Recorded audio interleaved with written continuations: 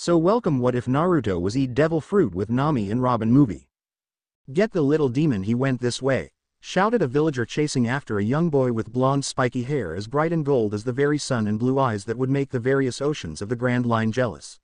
He was clothed in what looked to be some beat-up black shorts and a black t-shirt with an orange swirl in the middle. Shit. Naruto thought as he ran through the village using his parkour skills he had developed from running from the villagers. Though to him it was running as fast as he could, unaware he was actually channeling chakra into his body, forcing it to move faster. He eventually got to a strange place he'd never seen before. He looked to his right and saw a strange stone with names on it. He was about to read some of them but heard villagers coming closer and closer. When they saw him he started to take off. "What the hell is wrong with you people?" said the little boy before he was stopped by a bat to the side of his head, cracking his skull courtesy from a villager that had snuck up behind him. "Aw, got the little shit," shouted another man as the villagers began surrounding the boy. "Why?" the little boy barely croaked out before black consumed his vision as he fell unconscious. That didn't mean the villagers stopped. Oh no, that was just the begging. After about an hour viciously beating the boy, the crowd began to disperse, except for about 3 men that were not quite done with the boy. "So what do you think we ought to do with this little shit?" said one of the villagers, looking at the body of the boy thinking he was dead. "Hell, we can't leave it here. If Sarutobi found his body he would stop at nothing to find us. The old monkey is a demon lover after all," said another man as the others nodded, knowing it to be the truth. He looked at the river close by and an idea struck him like the bat he used to hit the boy over the head with. "Let's toss his little ass in the river and let him be washed away." "Perfect, come on," said the other as they grabbed his body, tossing his body in and watching it flow downstream. They didn't notice the body turn over and the boy take in some light breaths. Half an hour later, in the forest of death, a hand grasped the side of the bank and slowly pulled himself up as he flipped onto his back in pain, taking in painful breaths, letting him know his ribs were at least cracked if not broken.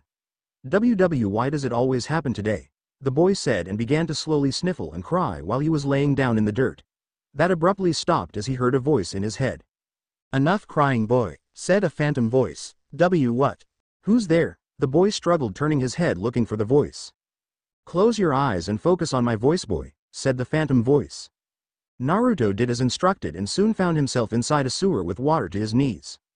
He looked around, then saw giant bars. Straining his eyes, he then saw 2 giant orbs of red with a black slit in the middle. Then it hit him. "Holy shitballs. Are those eyes?" he shouted in his head. "An. Or would that be his inner head of his head? Idk, it reminds me of Inception." What are you?" he asked, shocked to his core at the massive eyes he was looking at. Then the beast came out of the shadows and showed his full size. About the size of a mountain, maybe a bit bigger. "I am the Kyuubi, and due to that little Sharingan bastard, your father was forced to seal me inside you," said the mountain of a fox. Wait, you said my father sealed you? But I thought you were supposed to be dead?" Naruto said in shock. "Do I look dead to you?" "No, obviously not, but I am not here to tell you such irrelevant things. I am here to give you a chance at a new life, a new begging if you will. I will send you to a place where no one will hate you because of me, and the glares and beating will stop for the most part, one I'm sure," said Kyuubi, shocking the boy with hope-filled eyes now. "What do I have to do? Please, I'll do anything," said the little ray of sunshine with hope-filled eyes. "Rip off the seal, my boy, and I will do this for you. I give you my word as a demon fox," said the beast. As Naruto ran up to the seal being lifted up by water to the seal and began tearing it off until it was completely gone as the bars disintegrated and the fox walked up towering of Naruto. Then he felt the presence of 2 people behind him and a warm embrace from behind. "Minato, Kushina, good to see you both again, old friends," said Kyuubi as Naruto turned around in the people's grasp to see his father, the 4th Hokage, and a beautiful red-haired woman he could only assume to be his mother. "Chitu-san, Keika-san," Naruto stuttered out as he was held in a vice-like grip and he heard the beautiful voice of his mother. "That's right, Naru-kun," said Kushina as she looked Naruto over and smiled. "You're such a cutie pie, just like your dad was when he was your age," said Kushina with blushing Minato to the side doing his happy dance in his head. "What happened? How come you 2 left me?" Naruto said, a bit teary-eyed. Minato and Kushina both looked at Naruto, heartbroken, as Minato then looked Naruto in the eyes. "Naruto, you must understand there were forces at work that we could not predict. There was man the night of your birth that attacked and was able to stay a step ahead of in every move I made. In the end I almost lost to him, but I was able to kill him with my Rasengan. Okay, full-blown Rasengan to your back would not only snap your spine like a twig but would turn your insides into mush, especially by its creator, and a pissed off one at that. But the damage was already done and Kyuubi was in a state of panic, so I had to use the Reaper Death Seal to seal him inside of you. When I tried, he attacked in panic of being sealed, and who could really blame someone for not wanting to be sealed up again, but he ended up hitting me and Kushina-chan with one of his claws, piercing us. Please Naruto, don't blame Kyuubi. Naruto then nodded his head to everyone's surprise. It's okay, I understand. He then smiled at the Kyuubi. I hate to be the bearer of bad news, but neither of your wishes were completed. If anything, the exact opposite happened, said the Kyuubi as he showed the two all the memories of their son, which brought them to tears, constantly apologizing to the little blonde boy. I am so sorry, my son, said Minato as he was shaking with anger as he held onto his wife and son in a vice-like grip with tears forming in his eyes. It's all right too, San. Now I know why you sealed him inside me, Naruto said, looking at the Kyuubi. And I know you had a good reason to, and plus he's a really guy or a fox. Definitely one of the nicer people I've met, and he's going to send me to a place where I can have a fresh start. Now that caught Minato and Kushina's as they looked at the Kyuubi with a look that said, explain or you'll be the no-tailed fox. Kyuubi's sweat dropped a bit at the look he was getting. Whoa, calm down you two. You both saw the life he lived here. I'm going to send him to another world where no one will know of me and he will be free to choose his own path. Naruto already agreed with me and I'll be there to watch for him, so you won't have to worry about him too much, the Kyuubi said, hoping not to be on the receiving end of these two. Alright Kyuubi, as long as Naruto wants this, right Naruto, said Kushina as she looked to see him nodding happily. Well then, before we go Naruto, since we don't have that much time, we are going to impart some knowledge on you with some of our skills. Okay? Said Minato as Naruto nodded, a bit sad at hearing they would have to go. Kushina and Minato both put a hand of theirs on a shoulder of Naruto as they channeled some of their knowledge into Naruto. Kushina channeled her knowledge and skills of her swordsmanship into Naruto, along with some things to know about the sea and a couple of water just in case he needed it, since she was from a place surrounded by water. She had learned a bit as a little girl. She also gave Naruto a quick how on being a gentleman to the ladies. Minato put some of his training methods for chakra control and wind elemental training, since he could tell Naruto would at least have that element. He also imparted some sealing knowledge, just enough to make some storage seals and maybe some explaining on explosive seals. WOT, that's a lot of stuff I just learned, Naruto said as he looked up to his smiling parents, as they leaned down and kissed both his cheeks and hugged him. Naru-chan, remember, find a girl like your Ka-san, said Kushina as Minato spoke up. And become strong man like your old man was, and no matter what path you choose, we will always support you no matter what. We believe in you and above all else. Then they both looked at him and said in unison, we love you with all our hearts, as the slowly started to fade away. I love you to Ka-san Tou-san, and it'll make you proud and show this new world what Naruto Uzumaki Namikaze can do. Naruto yelled with tears streaming in his eyes, as he watched them slowly disappear. Thank you Q. Kurama.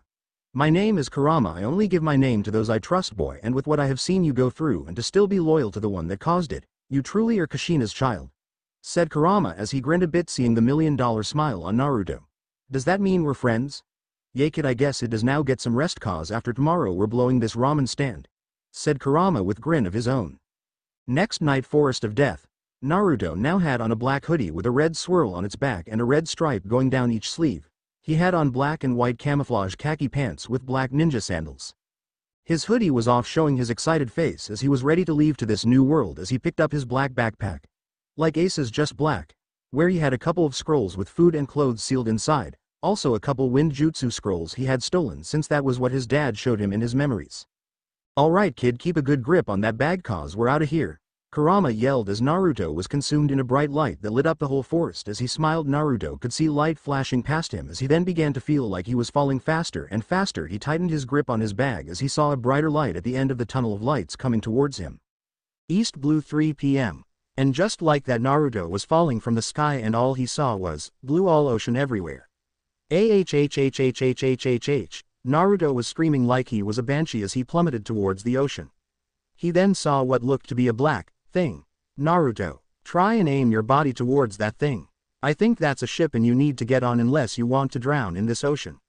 Hurry, said Kurama with a sense of urgency. Naruto then did as he was told and tried to move his body where he was going towards the ship. Though he missed by a sum, he still go in the general vicinity of the ship. Naruto slammed into the sea, creating a giant splash. As he went deeper into the sea, he smacked a weird scaled object. As he looked at what he hit, his eyes widened the size of dinner plates as he saw a giant sea monster. It must have been the size of the whole Hokage building and then some. He was without a shadow of a doubt scared shitless. Holy shit. He yelled as bubbles came from his mouth. He kicked off the creature, going to the top of the water as fast as he possibly could. Eventually he finally broke the surface, taking a deep breath as he looked around and saw the giant creature also breach the surface, towering over him. Holy shit, I'm gonna die," he said as the creature let out a mighty roar and was coming down to devour the boy. Just then the creature's head got impacted by big black flying ball and exploded on impact, knocking said creature back into the ocean. "Oh!" Kid grabbed the rope. Naruto turned to see a rope fly right in front of his face as he grabbed the rope with both hands while hanging onto his backpack. He felt the rope tug and pull as he was being pulled closer to the ship. As he began to get pulled up onto the ship, he grabbed onto the railing and fell over the side onto the ship deck. Naruto fell onto his hands and knees, breathing hard as let go of his bag. What was that thing? That kid was a sea king and pretty small one though. Naruto looked up to the voice to see sandals, some brown pants with a weird yellow design on them, then a red sash around his waist holding a sword on his right side. This followed by a white button-up shirt with some buttons undone from the top, a black long-sleeve trench coat that the guy didn't have his arm in, he just let it hang off him like a cape. It covered his left side so you couldn't see his left arm, and then finally Naruto looked up to see the man with red hair and 3 slash marks going across his face.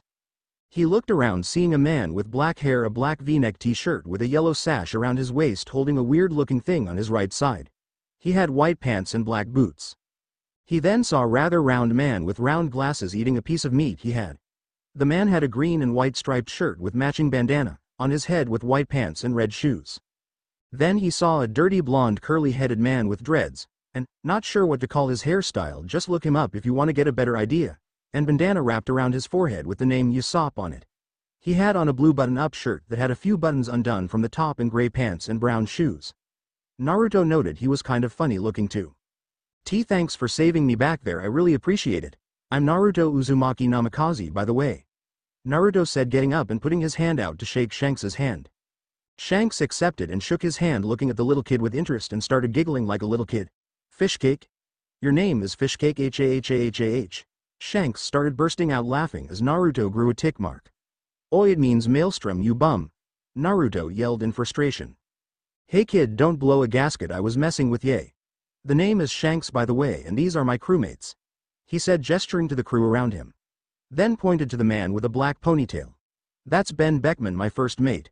Right now you're on the red-haired pirate ship Mr. Maelstrom," Shanks said mockingly, bringing another tick onto Naruto's head. "But what I want to know is what a kid like you is doing out in the middle of the East Blue," Shanks said, getting a little more serious, which put Naruto on guard.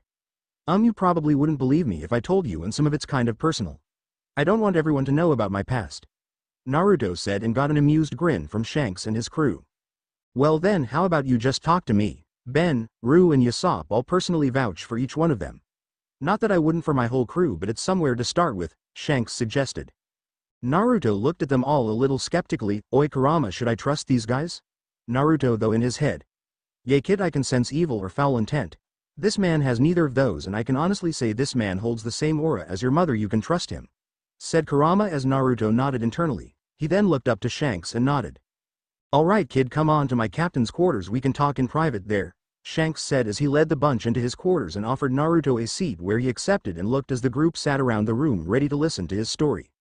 Naruto told them about his past in the village and being kicked out of the orphanage, only almost get beaten to death on his 5th and 6th birthday, not to mention the other times he was beaten or mistreated. It was safe to say the men were pissed. No, beyond pissed. If they had it their way they would go and raze the Leaf Village to the ground. The aura coming from the men in the room were downright deadly. He then went on to tell them about the fox in his gut and how he got to meet his parents at least one time. He said he wanted to get strong so he could protect himself and his precious people. He went on to say he wanted to make a name for himself and that he would stop in nothing until the world knew who he was and respected him. He also told Shanks what his mom told him about finding a girl, which really lightened the mood and got the man giggling like school again. He mama's boy," Shanks said, only to get a grin from Naruto as yelled. "And proud of it, my Ka-san was awesome. Her nickname was the Red Death and feared by all the nations in my world." Suddenly Shanks felt a shiver go down his spine as for some reason the image of Kushina cracking her knuckles evilly popped into his head. Naruto, why your mom didn't happen to have long red hair, did she?" As Shanks prayed, the kid said no, but to his unfortunate surprise, Naruto nodded yes. "Yay. How did you know?" Naruto asked curiously. "I do think she just threatened me." Naruto was rolling on the floor laughing, saying that sounded like her. Kurama was also rolling on the ground in his mind as he laughed and the red-headed mon's situation. Naruto then got up, wiping away some stray tears from laughter as he got a bit more serious and looked at the four men in front of him. Please, I need all the help I can get, and I know you four are especially strong. The Kyuubi told me he can feel the strength coming off of you guys. That got the four men's attention as they all looked at each other with a puzzled look. They all exchanged looks for a couple of minutes till they all nodded at each other. Shanks then smiled him. All right kid, well train you. Naruto was about to jump for joy, but Shanks cut him off. But I want you train in all the things your parents gave you before you begin learning from us, got it? He was soon impacted on his chest by crying little blonde boy. Thank you, thank you, thank you. Naruto kept repeating as he smiled as Shanks smiled at him and patted his head a couple times. No problem kid, just know we're gonna work you into the ground and back to one of the best pirates in the world. Naruto then had a confused look on his face. What's a pirate, Shanks? Shanks' sweat dropped at that, then began to explain what being a pirate was all about. He then went on to tell him of the Navy and world government and how there were good and bad people in each of them.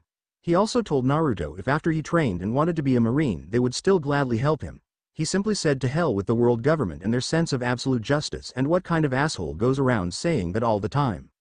Somewhere in the Navy HQ, AACHOOO, Akainu sneezed. Oh, Akainu, not catching COOLLLDDDD, I hope. Maybe you've been spending too much time with Aokiji, said Barcelino. Gershut Kazaru, Akainu said, annoyed. Back with the red-haired pirates on an abandoned island about 5 years later. Naruto had done just as Shanks said and worked endlessly on the lessons his parents had laid out for him. He was at least Chunin if not special Junin in terms of ninja raw strength. His chakra control was getting better and he was working on water walking as he could walk or run with the ship for a couple of days before he had to get back on the ship due to exhaustion. His seal work was just where it was going to be forever, where his dad stopped the instructions. He could make explosive tags and storage seals pretty easily, although he wanted to be able to do it a bit faster, to the point where he could find a way to slap an explosive seal on someone like his father did with his Hiroshin seal. He had gotten down his elemental manipulation to the point where he could cut a boulder in half pretty easily, now just had to cut a waterfall in half. Which would have to wait till the next island they were on, cause this one did not have a waterfall unfortunately. He had already learned to do a few just like the wind blade, vacuum bullet, great breakthrough. He had even gone as far as to make his own technique. He called it impact. He used his wind chakra to build up pressure in his hand or feet and create a vicious impact. He could already break wood, but his goal was to dent or break steel. Now he was just working on his stealth by playing pranks on his surrogate father Shanks, much to Shanks's irritation. Oi Naruto, where are you, you little punk? Why is my shirt kill me neon orange? Shanks stomped around the island looking for the little ninja pirate, but much to his dismay, he could not find him. Hee, I know how to get you, you little bugger. Shanks thought to himself, ah fine, then I'm just gonna have the ramen roux made for you. Suddenly a golden mop of hair was in front of him. Roux made me ramen? Naruto asked, happy as could be, only to be put in a headlock, only it was Shanks' legs around his neck. If you've seen it, think of what Deidara did to Toby but noogied instead of choked. Damn right he did, but first you're gonna get a super noogie of doom from me. Naruto began to struggle, but it was no use as Shanks noogied until there was a slight bald spot on the top of his head. Shanks got up and patted himself off with his hand as he looked in the boy rubbing his head and smiled. Come on Squirt, let's go get some ramen. He patted the boy's head as he walked with him.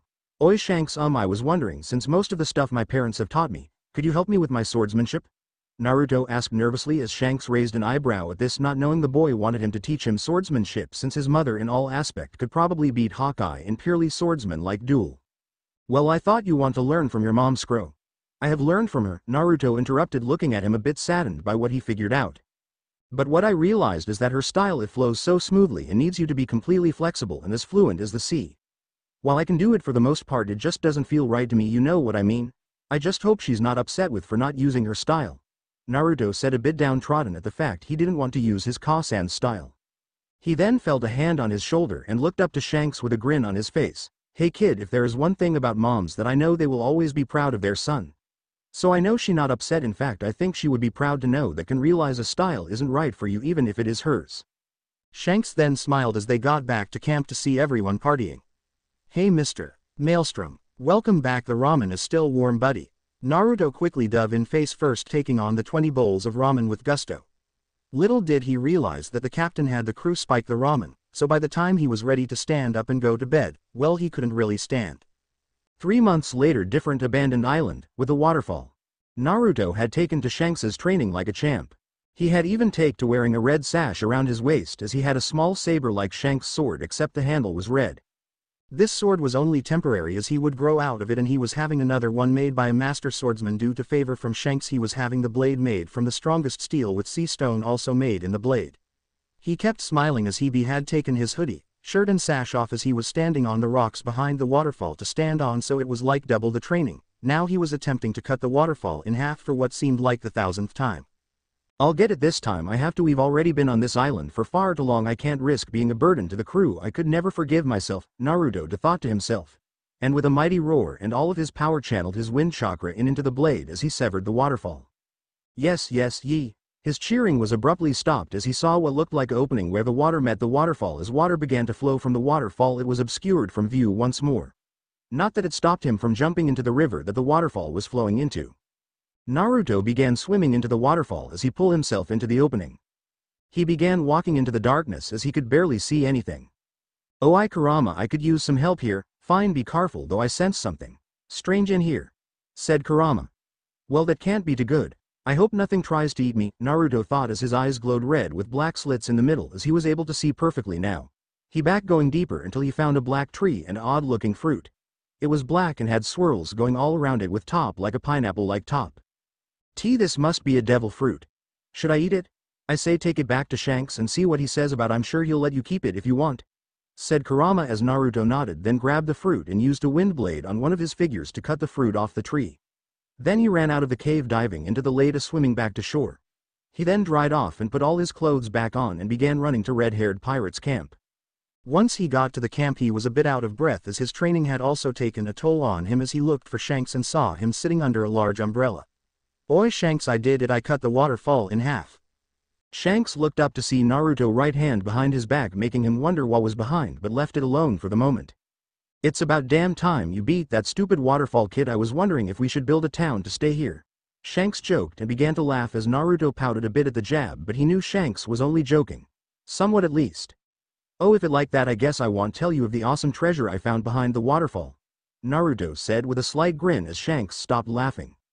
What treasure are you talking about, Naruto? Shanks asked, a bit curious as everyone else who could see behind the kid's back was in awe at what they saw, and Naruto brought his hand around to show it to Shanks the fruit as his eye widened. I know that fruit, Shanks said with his eyes wide as saucers of sake that Whitebeard used to drink. Oh, could you please tell me which one this is if you don't mind, Naruto asked curiously. If Shanks' reaction was anything to go by, this fruit was gonna be something else. Indeed, Kurama added mentally, also curious to see what would have a man like Shanks looking like he just saw a ghost. Shanks got up and slowly looked over the fruit. That's the Zatai Yami no Mi. In absolute darkness fruit. I know it doesn't really go with how most fruit are named, but oh well, it gives the user absolute control over darkness. This fruit makes Gecko Maria's cage no Mi look like child's play. Naruto was wide-eyed at this as he looked at the fruit, then felt a hand on his left shoulder as he looked to see Shanks with a deathly serious look on his face. Naruto, either eat that fruit or destroy it. That fruit has too much power to just let sit around even in the safest safe in the world. If used right, I have no doubt the user of that will have the potential become someone as feared as Whitebeard, if not Goldie Roger himself. Naruto then understood the severity of the situation. If this fruit got into the wrong hands, it could mean some very dark things are soon to follow, Naruto thought to himself as he began thinking on if he should eat it or destroy it. Eat it, Naruto. With that power you will be able to do things you could never imagine, and it's not like you need to swim, you can literally use chakra to climb out of water instead of swimming, Kurama said as Naruto nodded his head and made his decision. He swallowed the damn thing whole. Bah, that tasted like shit. Oi, someone get me some ramen, Naruto shouted as everyone stared at him in awe that he had just devoured the devil fruit. And Naruto, how do you feel? Shanks asked, a bit worried. I feel fine, Naruto said as he felt no different from before until he tried using his power as his whole right arm changed black with an almost purplish tint to it. Whoa, now that's cool. He then pulled his arm back and punched forward as his arm extended to the forest where it hit a tree and broke the bark on it as he brought it back.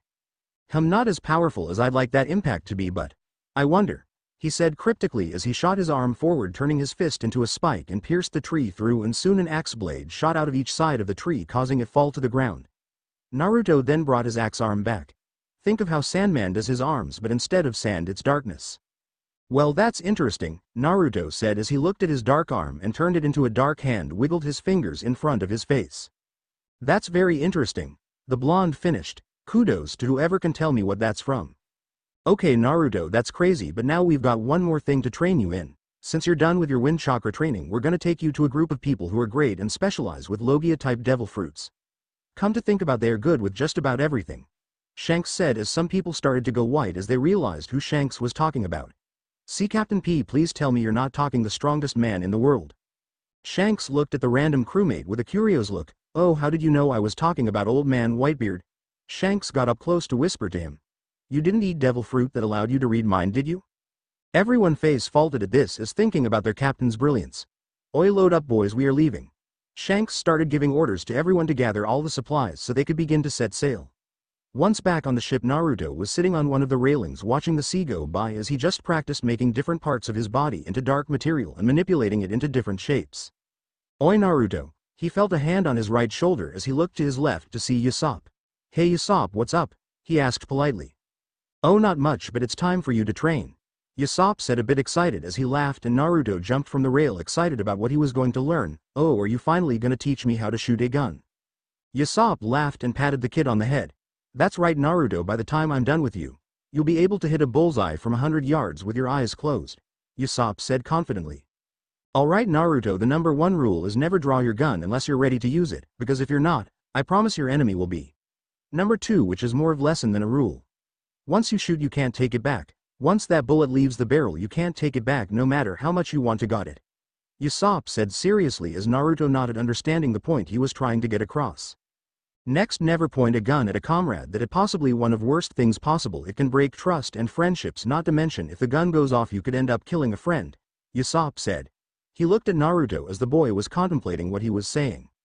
Now here's a follow me. He brought him up to a part of the deck that was made into a shooting range for Naruto. There was about 12 different flintlock pistols in front of Naruto as he picked up the first pistol. Now Naruto, I want you to aim down the barrel through the sights. Then take a deep breath, let it out and fire. Naruto did as instructed as he missed by an inch. Damn. Woa, don't get upset, it was a pretty close shot, you might be able to challenge my son someday, Usopp said with a grin as Naruto's eyes widened. After all, Usopp never stopped talking about his son Usopp and a boy made of rubber named Luffy, so that was indeed the compliment. Really, you think so? He asked Usopp. Kid, I'm positive. Usopp smiled and had Naruto get back to practicing his shot, getting better each and every time he pulled the trigger. After a couple hours of constant practice, Shanks came up to him and had small box in his hands. Oi Naruto, give it a rest for a little while, would you were running out of crap for you to shoot, Shanks said with a laugh. Okay, sure. What's up with the box, Shanks? Naruto asked as Shanks smiled and put it on the table in front of Naruto. Find out yourself, kid, Shanks said with some amusement. Naruto quickly opened the box to find the outfit inside of it. The outfit consisted of purple long-sleeved cotton shirt with 3 buttons from the middle of the chest up. The buttons were gray. Also changed were the black and white camo pants, now they were completely white and came down to his new black steel-toed boots. A sash and knot to dark shade of purple that would hold his sword for him. A couple of weeks later, Whitebeard territory. Now Naruto, try not say anything foolish, as Whitebeard holds no love for people who simply waste his time, but he dislikes cowards even more, yay get me. So there's no worries since I know you're not a coward, are you? Shanks asked a bit. He laughed as the kid shouted. Damn right. Naruto was walking right next to Shanks's right side wearing his new outfit. Ben Beckman was to Shanks' left, followed by Lucky Roo, who was next. Ben Usopp was standing next to Naruto as he had taken to the little ball of dark energy since he reminded him somewhat of his own son. It was a bit odd to see Shanks almost dragging along a giant gourd filled with sake. It was about the size he was, if not bigger. Shanks had said it was something to help get in the old man's favor. Then they came to a large clearing. It looked to be a giant courtyard easily the size of 2 football fields in length and width, made of green cracked up stone, showing the age of them must have been somewhat ancient. There was a small abandoned village behind made of green stone houses. You could tell they were abandoned by the moss growing on the houses as well as the overall dirty and beat up look of the place. But at the end of the courtyard there he was along with his crew. Fire Fist Ace, Marco the Phoenix, Diamond Man Jozu, Thatch One, his top division commanders, and finally the big man himself. The strongest man in the world and leader of the Whitebeard Pirates, Edward Newgate aka Whitebeard. Oi kid, be careful around that man, his aura of power is ridiculous. I've never felt anything like this come from any human before. This man as easily as know he's definitely stronger than the first Hokage or Madara. Tread very carefully around this man. Oi Whitebeard! Shanks yelled as everyone from the Whitebeard crew stopped to look at him. Seeing another one of the 4 emperors of the sea isn't something you see every day. Shanks and the others began to walk closer to Whitebeard's crew, stopping only about 50 yards away. Red-haired Shanks, huh?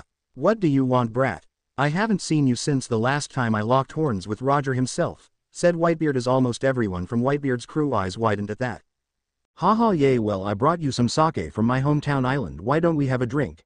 He then had Naruto roll up his sleeve and touch a seal as a giant sake saucer appeared out of nowhere, shocking everyone on the Whitebeard crew. Even Whitebeard himself raised an eyebrow at this. Naruto then handed Shanks the saucer as Shanks began to pour some, filling the saucer up and tossing the gourd to Whitebeard. The giant man began chugging the sake down till he stopped, saying it wasn't too bad. So brat, I assume you didn't come all the out here just to have a drink with me, am right? Yes, I have proposition for you. Shanks smiled and let the statement hang in the air. I want you train one of younger boys. I have no knowledge of how Logia fruit really work, and I know that you and your crew have quite the amount of devil fruit users. If you do help him, I'll owe you a favor as well as become an ally of the Whitebeard pirates. Shanks stated with a serious tone, shocking everyone, even his own crew who weren't privy to these terms. This all diffidently caught Whitebeard's attention, as having one of the 4 emperors of the sea as an ally could be very beneficial in a tight spot. As well as favor from one of the mightiest pirates in the world was an offer easily refused. It all depend, brat, who's the kid you want us to train and what power does he need to control? With that, Shanks turned to his right, seeing a stoic and calm Naruto as he gestured him to step forward and plead his case to the strongest man in the world. Oi Kurama, let off some energy to let these guys know we're the real deal here, Naruto asked Kurama. Coming right up, kid. The giant fox inside his stomach replied. Naruto was then surrounded by a barely seeable dark purple aura as he looked at Whitebeard in the eyes. My name is Naruto Uzu. He was then cut off as the giant's laughter filled the air. Gurararara, your name is Fishcake, what kind of name is that? Gurararara. Naruto quickly grew a tick mark as his aura became a bit darker as he looked at the giant, laughing until he snapped. Oi, it means maelstrom, old man. And what kind of name is Whitebeard when you don't even have damn beard? You should be called White Mustache if anything. Naruto was huffing after yelling at the old man as Shanks and his crew were all staring at Naruto wide-eyed at what he just said, along with the whole Whitebeard crew. Silence then fell as Whitebeard stared down the boy who dare insult his name. Then he let out giant, mighty, laugh. Gurararara, you got me, brat. Gurararara, I haven't been called out on that since Roger himself got annoyed with me. He chuckled to himself and everyone let out a breath, for fear that the island they were standing on was about to sink. Naruto then regained his composure and looked at Whitebeard again. Like I was saying, my name is Namikaze Yu, Naruto, and I am here to ask if you could help me train my devil fruit, since you have so many users in your crew. Naruto asked and was about to continue until someone interrupted him. It looked to be a girl who jumped in front Whitebeard. She wore white pants and a long-sleeved green shirt, as with saber on her right side with a decorated guard that looked like flower. She had short brown hair and eyes almost as blue as his. What hell, you think you can just walk up to insult our captain's and crew's name, then ask us for help? How about I kick your ass and then send your crying home mommy and daddy? The girl said confidently as everyone 4 member of the red hair crew thought the same thing. Aw shit, she just had to go there. Suddenly the temperature dropped a couple of degrees as Naruto's started to glow a sinister purple as he looked at her with ice-cold blue eyes that would send chills down Admiral Aokiji's back. If you want fight, then come and get some, Naruto said darkly as he looked at her and took a couple steps forward, waiting for her to move.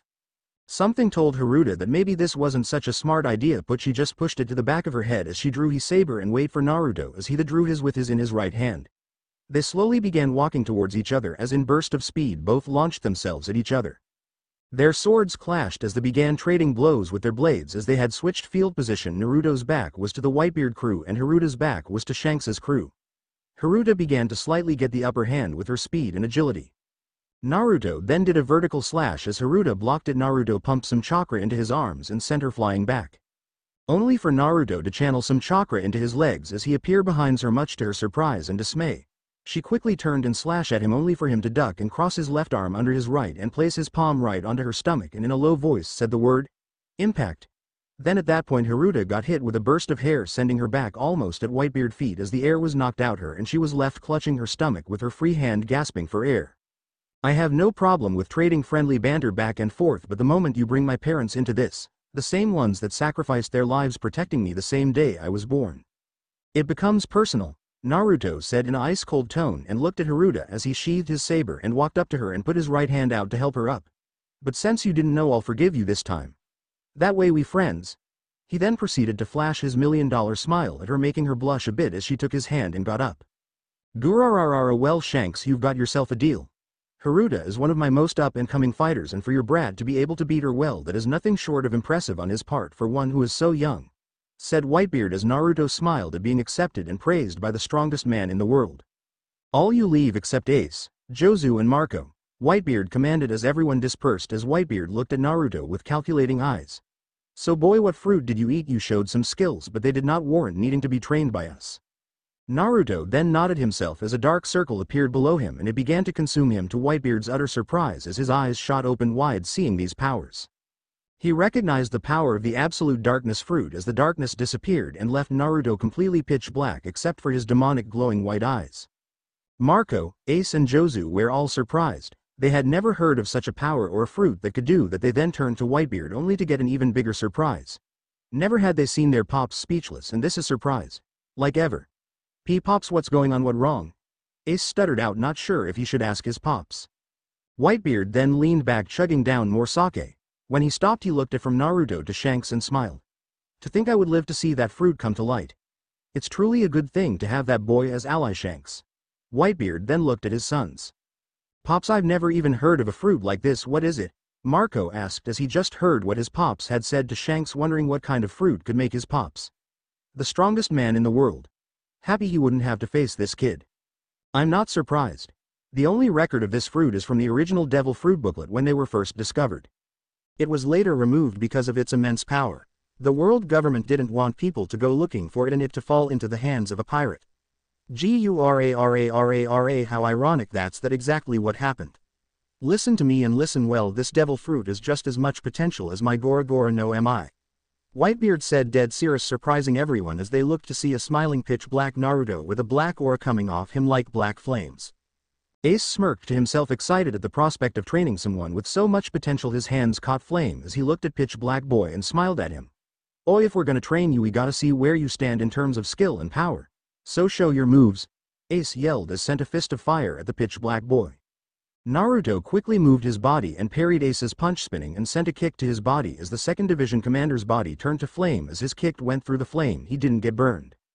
Ace capitalized and hit the kid in the face with a punch, sending him flying. Naruto then turned his body and landed on his feet as he went through some hand signs and uttered the words, Dark Wind Blade. Black winds started swirling around both of Naruto's hands, each about foot in visible length. He then pushed Wind Chakra and Normal Chakra, which to most would seem like it turned his body into a black blur. Except no one around them was most people, they were all high-class fighters, which meant they could see him just fine. He then came upon Ace and slashed with his right hand from left to right, diagonally up and across Ace's body. Ace used his powers to turn the area that was attacked to fire, only for them to be imminently put out to his surprise as he gained a slash mark across the chest. Without hair fire can't breath, Naruto said as he went to follow with his left, only to get powerful left fire boot to the face from Ace, sending him back across the courtyard. Naruto used his momentum to roll back onto his feet. Hey kid, thanks for the advice, I'll remember that, Ace said sincerely. Alright kid, like I said, show your moves so we can get a better feel of what you can do. Naruto nodded as he then drew his sword, which was all black, with his right hand did 3 different slashed, 2 diagonally and 1 vertically as black wind shot out. Ace easily maneuvered his way through them as his arm was suddenly grabbed by a black one and he was slammed into the ground, not doing a lot of damage though. Naruto then let go of Ace and turned his arm into hammer and went slam it on Ace, only for him to roll out of way, then shoot a couple of human-sized fire blasts at Naruto. Naruto retracted his arm and a portal opened up under him as he dropped into it, dodging the blast as he came right back up in the same spot. Naruto then smiled as did a couple of hand signs and said, Vacuum Black Air Bullet. He then shot out 4 small air bullets that Ace barely dodged as he got grazed on his left shoulder as it started to bleed. Ace smiled at seeing the strength of this kid. This kid could easily take on some of the tougher pirates on the Grand Line right now with Theseus moves, and he's able to do damage to Lugia type like me. That's crazy, was the general thought of all Whitebeard crew standing there. Those are really the only moves I have at the moment. I haven't had this power that long, I haven't had too much time to experiment with it yet. Naruto said, rubbing the back of his head shyly as his body turned from pitch black back to its normal color. Although I do know in that form if I want to I change to be shadow-like so most attacks will phase right through me. Naruto said, getting a nod from all the Whitebeard crew that was in attendance. Well kid, that was pretty impressive, but by the time we're done with you should be able to hold yourself against one of the 7 warlords of the sea, said a confident Marco as the others behind him nodded in agreement. That's a mighty impressive claim there, Marco, hope you can back it up, Shanks said as he smiled and looked as Naruto and gestured for him to come to him. Well, why don't you go ahead and rest and well get started once you've got a full tank again, said Marco. Naruto nodded and went to Shanks. So what are we gonna do for the time that I'm here? He asked Shanks as Shanks smiled and patted him on the head. Well, you're gonna stay here, we're sailing out tomorrow. As much as we would like to stay and watch you, there are things we have to do, Naruto, Shanks said looking into Naruto's eyes. In truth, we probably won't be back for a couple of years, kid. This is where our path adventure together comes to an end, and yours begins. That doesn't mean we won't see each other along the way, but you got to go out on your own and live your life according to you. After all, my old Captain Gold D. Roger once said, what's the point in being a pirate if you can't do what you want? So you better do what you want and get stronger, you hear me? And just in case you need some help, I got this for you. Shanks then pulled out a long object wrapped up. He gave it to Naruto. Naruto opened it up to see his sword, the one made of sea stone. It had a long silver blade as his guard was bronze, the handle was black. Its sheath was bronze at the top and the bottom and a dark blue down the length of it. This is the sea stone sword, right? Naruto asked in awe as Shanks nodded his head and smiled and back up. Usopp then came and handed the boy a weird-looking black pistol. Naruto, these are the newest pistol out, I created this one myself, it's called a revolver and it takes this kind of ammo. Usopp handed Naruto a bullet, then handed him a heavy backpack filled with thousands of rounds of ammo. There are also instructions on how to keep that gun clean and make more bullets. Oh, and the bullets in the blue boxes are specially made sea stone bullets, there are instructions on how to make those too. Alright kid, make sure to take care of yourself and get real strong, okay? He asked as Naruto nodded, sniffling a bit. He looked back to Shanks and ran up to him and him a big hug around the waist. You better come back to see me, okay? Naruto said, sniffling some more as Shanks nodded. I promise, Naruto, I'll be back to see you. Become strong like your old man, got it? Naruto nodded slightly. Oh, okay, Dad. Shanks was shocked a bit but smiled and hugged him tight with his one arm. Get strong, son, I'll be back before you know it. Shanks smiled and got up and started walking away with his crew. Naruto smiled, then turned to see the Whitebeard pirate smiling at him. Come on, buddy, let's get you some rest so you get stronger, okay? Ace asked as he put an arm around Naruto and smiled as he guided him towards where he would be staying. 6 years later, a 17-year-old Naruto was currently on the Moby Dick. Naruto was wearing the same clothes except his shirt, which was now black with a dark purple swirl on the left arm of it, and both sleeves were pulled up to his forearm, which showed off the seal he had his left forearm, but whenever someone asked he just brushed it off and said it was a tattoo. He also had an eternal log post on his left wrist for navigating. The rest of his clothes were the same, just different sizes, as he was now 5 feet 11, with a slender yet athletic build to him. His sea stone sword was now on his right side, being held by his dark purple sash around his waist. His aura was very strong, being taught the different forms of Haki by Whitebeard and Marco. Naruto now had a very good degree of control over his devil fruit, to the point where he could make monsters out of the very darkness he controlled. He could move as quick as light sense, for where light is, darkness must also follow. He could change from solid to shadow as long as the body part was already pitch black, and that was the tip of the iceberg. Naruto smiled as he looked up and grandfather-like figure, with almost the whole crew around him. So old man, it's finally that time for us to go our separate ways, huh? Naruto asked rhetorically. That's right, brat, but just know you always have a home here. No, we wish you the best of luck out there, kid. Go and make us proud, Whitebeard said with a smile as Naruto nodded his head and started walking to the side of the ship, where Haruto stopped him and gave him a hug and kiss on the cheek. She then smiled at him. Make sure to take care of yourself, little bro, I wouldn't want any women taking advantage of my innocent little brother, she teased as she let him go. He then made to the side where Ace, Marco and Thatch were waiting for him. Oi, good luck out there, man, make sure to keep your guard up, said Marco as he walked past him, patting him on the shoulder, as Thatch soon followed, whispering, don't forget to treat the ladies right, buddy, as he walked by giggling like a little schoolgirl. Which left Ace, who proceeded to hug Naruto to place something on top of his head. Naruto looked up and took the hat off and looked at to see it was replica of Ace's hat, except it was black and the string attached to it was black. The pendant on connected to the string was electric purple with gray fox head on it. Naruto smiled as he always said how he wanted Ace's, now he got a version just for him. He immediately hugged his older brother figure as he had grown truly close to Ace during his stay. Ace began to laugh. Oi Naruto, I got favor to ask ye. Ace said as Naruto then looked at him. Rumor is going around that my little brother Luffy is getting a crew together somewhere in the East Blue. I heard he even go Usopp's kid to join him. I want you to join since that's what you were gonna do anyway and try to look out for him if that's not problem. I understand if. Ace was cut off by hand on his shoulder as Naruto smiled at him with his $1,000,000 smile. That's perfect Ace, I wouldn't want it any other way. I'll do my best to look after him, he said as he put his hat on and jumped over the ship and landed on a giant black hawk as he turned to wave at the Whitebeard pirates as he started to fly off into the distance. Oi Kurama, can you get beat on energy signature similar to Usopp's? Naruto asked as he put his backpack down in front of him. It's faint but I can feel it. He's in Economy Islands region.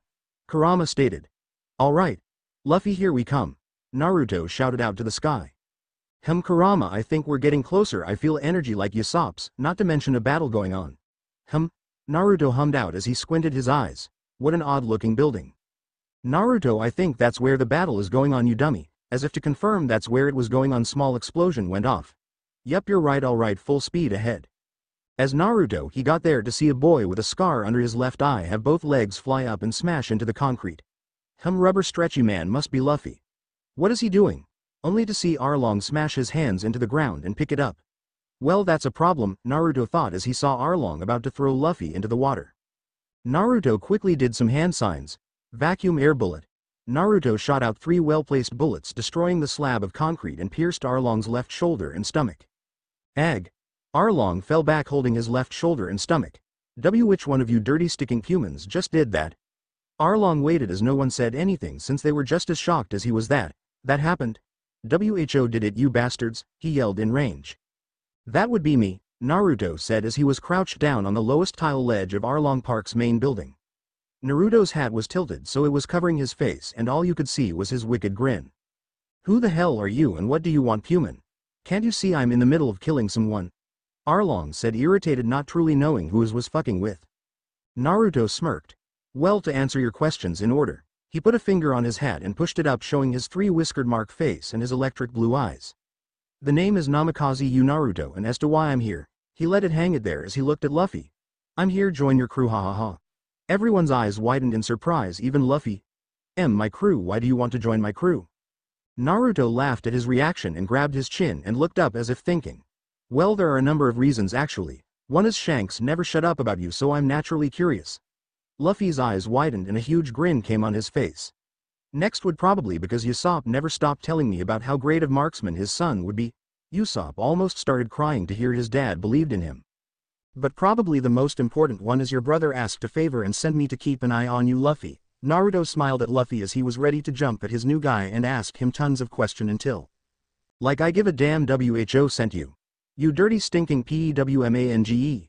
Was as far as Arlong got before Naruto's boot hit him in the chest, causing him lose all his breath, cough out blood and get sent skipping across the water until he was pretty much out of the gates. Needless to say, everyone was shocked to their core. Holy crap, I know Luffy was holding back against Arlong, but I didn't even see the guy move. Zoro thought as he saw Naruto standing there with his foot out. Naruto turned back to Luffy. Geez, what loud little goldfish, ho Luffy. Luffy started laughing. Just then Arlong shot out of the water straight at Naruto as he smiled and moved to the side, letting Arlong fly into the building. Naruto then turned his head to look at Arlong climbing out of the rubble. You know, Arlong, Tiger would be so disappointed in you, Naruto said as Arlong looked almost shell-shocked at his, and he exploded. What the hell would you know, you stinking PEWMAN, and what does it matter? Tiger died a fool just for helping your kind. I am nowhere near as foolish as him, that's why he's dead and I am not. I am the top of the food chain around here. Naruto looked at Arlong with cold ice blue eyes. This is my first and only warning, Arlong, leave this place and never come back or I'll kill you right here and now. Naruto was releasing Kurama's killing intent and watched as Arlong began to sweat and shake like a leaf. Everyone else around was scared shitless except for those few strong like Luffy, Sanji and Zoro, but even they knew that Naruto was incredibly strong. As for Arlong, everything was telling him to run and get as far away from this man. But unfortunately for Arlong, his fishman's pride was just too much. No, I won't let this stinking PEWMAN take me out.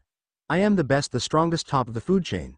Arlong yelled in his head as he then charged at Naruto in a blind rage. Soon he was upon Naruto, and no one saw Naruto do one-handed hand signs with his right hand as his left was in his pocket. No one even heard him whisper. Windblade. Only Zoro caught a bit of the distorted air flowing around Naruto's right. Naruto moved to his left, dodging Arlong's lunge at him and swiped across his neck. Arlong took a few steps forward as he reached the edge where the water began. Everyone waited on a bated breath as Naruto turned his head slightly to see the back of Arlong's form and his hair fall as if it was cut from the point of the neck and his head roll of his head into the water followed by his body. Everything was silent until one townspeople yelled, "It's over, Arlong is dead." The townspeople exploded in cheers. Everyone gathered around Luffy, Zoro, Sanji and Naruto. "Hold it," everyone turned to see a rat-looking man. "I thank you fine gentlemen for defeating Arlong, but you all are pirates, so I'm going to have to arrest you all here." Nezumi laughed until his head was impacted by a wooden staff. "Where's my money, you rat bastard?" Nami yelled as he looked up at her with anger. "You bitch, men, arrest her." Only for all of them to suddenly drop down by a blast of Conqueror's Haki from Luffy, which surprised everyone including Naruto, since he had only known 3 people to ever have it and they were all extremely strong individuals: Shanks, Ace and Whitebeard. Nezumi was pretty much shitting himself as all the people who were conscious were ready to beat the shit out of him. He soon returned the money and got on his ship as fast as he possibly could, starting to sail away. Only Naruto wouldn't have any of that as he walked to the edge of the island where you could make out Nezumi's ship. He then put his arm forward and had his palm pointing upward. Everyone around him was wondering what he was doing until a small black swirling ball started to appear with white winds going around it. Think Menma's when he destroyed the Leaf Village in RTN, just smaller. The small black ball then went flying straight towards ship. When it came in contact with the ship there was an explosion of darkness. When everything cleared up there was no longer a ship and no longer a Nezumi. Naruto then proceeded to walk nonchalantly past everyone like he hadn't even destroyed a ship with a ball no smaller than a tennis ball. Kokoyashi Village. Couple hours later, Naruto was sitting at a quiet bar as everyone out was partying. "You know you should be having fun instead of sitting here by yourself." Someone said. "Nah, I've done enough partying for an entire lifetime." He replied without looking to the female as he could tell from her voice. He thought back to his time with Shanks and Whitebeard. He chuckled to himself. He then turned to see a girl with short orange hair and a green tank top with black pants on. "Oh, you're the girl that had Luffy's straw hat. You must be pretty important for him to allow you to wear that hat. You're certainly beautiful enough," Naruto said with a wink, making Nami blush. Nami then took a seat next to Naruto, looking him up down. "Definitely a cutie, wonder how much cash he's got," Nami thought while looking at Naruto like he was a piece of steak, which made him chuckle a bit. "So mind telling me a bit about yourself, since more than likely we're gonna be crewmates pretty soon?" Nami asked with adorable smile pointed straight at Naruto. "Sure, why not, but I want to know about you after I tell you my story, got it?" He smiled as she nodded. "Well, I guess I should start it out by telling you I was from a village far, far away," said Naruto, not completely lying. "I was pretty much the village pariah for something I was born with. I would rather not go into detail about it, but the bottom of the line, I was hated by the entire village save for maybe like 3 or 4 people. Anyway, I was pretty much beaten constantly, especially on my birthdays. On my 6th birthday they went a bit farther than normal, almost killed me. The only reason I'm alive is cause they probably thought I was dead. They didn't stop there cause they threw my body out to sea. When I came to, I was about to be eaten by damn Sea King, but fortunately for me Shanks and his crew sailed right by me and saved my ass." He took a breath and looked over to see her eyes widened with sorrow and shock at his story. He then softly smiled at her and continued. "After that he took me in as his own and started training me. After a couple years we went to this abandoned island so I could train by this waterfall. While I was there I discovered a cave and found it had a devil fruit in it. When I went back to Shanks he told me it was a super powerful fruit and if I was going to eat it I needed to be trained to control it. That's when I went to train with the one and only Whitebeard crew." Now her eyes were wide opened at what she was hearing. He then proceeded to tell her the rest of his story, leaving out parts here and there. "So that's about it, Nami." Naruto smiled at her as she hugged him. "Hey, it's all in the past so I tend not to worry about it too much. Beside, don't you have your story to tell me?" He smiled as she was about to say something. Just then the bar began to fill with people, the rest of the Straw Hat crew included. Zoro was the first to strike up conversation with Naruto as he wanted to know just how strong he was. "Hey Naruto, was it?" he asked, getting a nod from said whiskered boy. He then continued.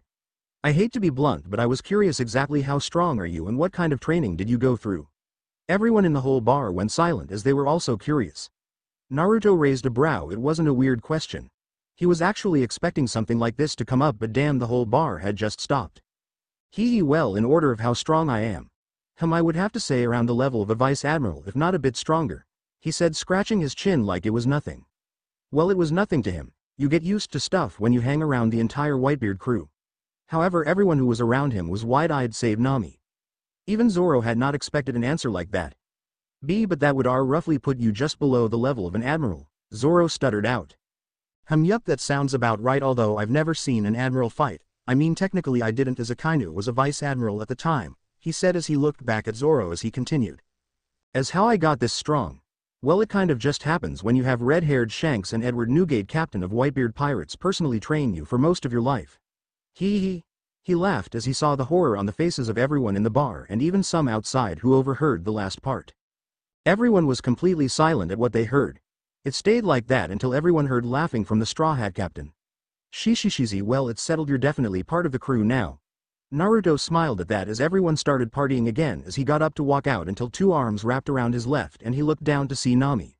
I owe a story, so how about you take me on walk to my house and we can talk, she said. Nami started walking with him to her house, where on the way there she proceeded to tell him about Belmere and how she was the closest thing to a mother she had and was killed by Arlong. Then was basically made a slave to Arlong her whole life, and how she stole from pirates to get money to buy back the village from Arlong only to be lied to. She almost started crying until a pair of arms wrapped around her and hold her close as she melted into the hug and let out a few stray tears. I promise you, Nami, no one will ever treat you like that again, not while I draw breath, at least I promise you that. He stated, looking down at her smiling. Nami then yawned a bit as Naruto laughed and patted her head, grabbed her hand as she began to blush. She then led him to her house where he laid on the couch and she went to her room thinking about how much her life was drastically changing. The next morning, Naruto woke up to hear silence, except for a few birds outside and construction going on to repair the village. He got up and went into the kitchen. Seeing no one was up, he put some coffee on. He began wondering just how powerful his captain could be. He knew he was someone who had Conqueror's Haki, which alone set him apart from everyone else. I'll just have to ask him myself when I see him. Hey, what are you doing up so early? Nami said as she walked in wearing a very large blue t-shirt like a dress. Naruto blushed a bit seeing this as he smiled. I'm used to waking up early for my training, so this is all natural for me. Nami nodded, somewhat understanding. When do you think we'll be setting sail?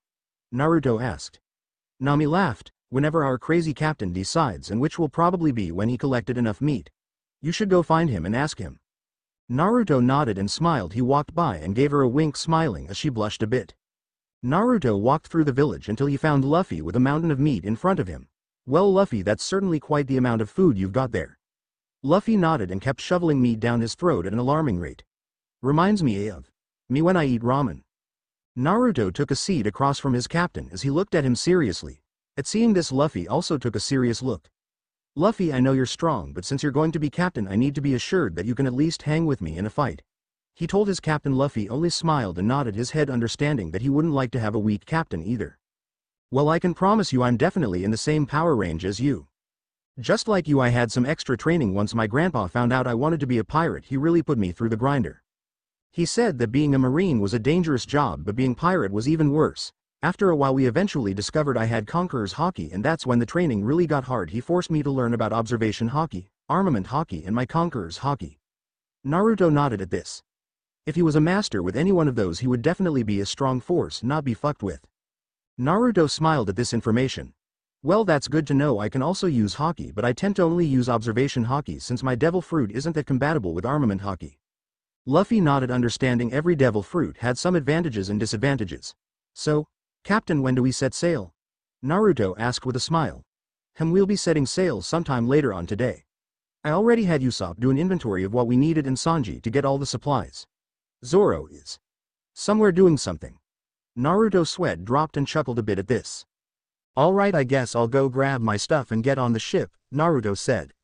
He then disappeared into a dark portal that appeared below him. He reappeared in Nami's house picking up his bag. He looked around for Nami. Yo, Nami, if you're here, I'm heading to the ship. Naruto said as he didn't get a reply. He simply shrugged and disappeared into a portal. Going merry, departure time. Naruto was waiting for the crew to depart. He was actually thinking on some of the crazy adventures that they would go on. He had gotten into troublesome things with the Whitebeard pirates, even to the point where he faced one of the 7 warlords of the sea himself. Although he wasn't one of the 7 warlords of the sea at the time, it was quite the accomplishment under his belt to have beaten one of them. Naruto was waiting with his hat over his head, laying on a dark hammock he made. He heard Nami yell, "Set sail!" He got up to see why she shouted, only to see her running through the crowd. She took flying leap and barely landed on the ship, unloading all the wallets she had just stolen. Naruto laughed seeing all the reactions of the people finding their pockets empty. Well, that certainly was a sight to see, Nami. I can definitely appreciate a good prank, Naruto said with glint in his eyes. But if you ever try to prank me, know you're starting a war with someone even Whitebeard dare not try not to mess with. Nami felt a chill go down her spine as Naruto simply walked down the stairs chuckling. Sometime later out at sea, Nami was talking to a bird. What, you're raising your prices again? The bird nodded solemnly. Nami gave the bird whatever money it needed. When she looked at the papers, she just sat down drinking some orange juice. Oi Nami, what are on those papers? The captain stretched his head to look at them, seeing bounties. It's just news reports like updated bounties and such. Luffy looked disappointed that there wasn't one for him. Ah, how come I don't have one yet? Luffy asked. 'Cause I probably killed the marines before they could report us in, came the reply from Naruto. Anyway, where do we sail to now, Captain? Naruto asked. I have no idea. What's the next island we'll pass by, Nami? Luffy asked. I think it's Logatown, Nami replied. Naruto raised his eyebrows. That's where Gold D. Roger was executed, Naruto stated.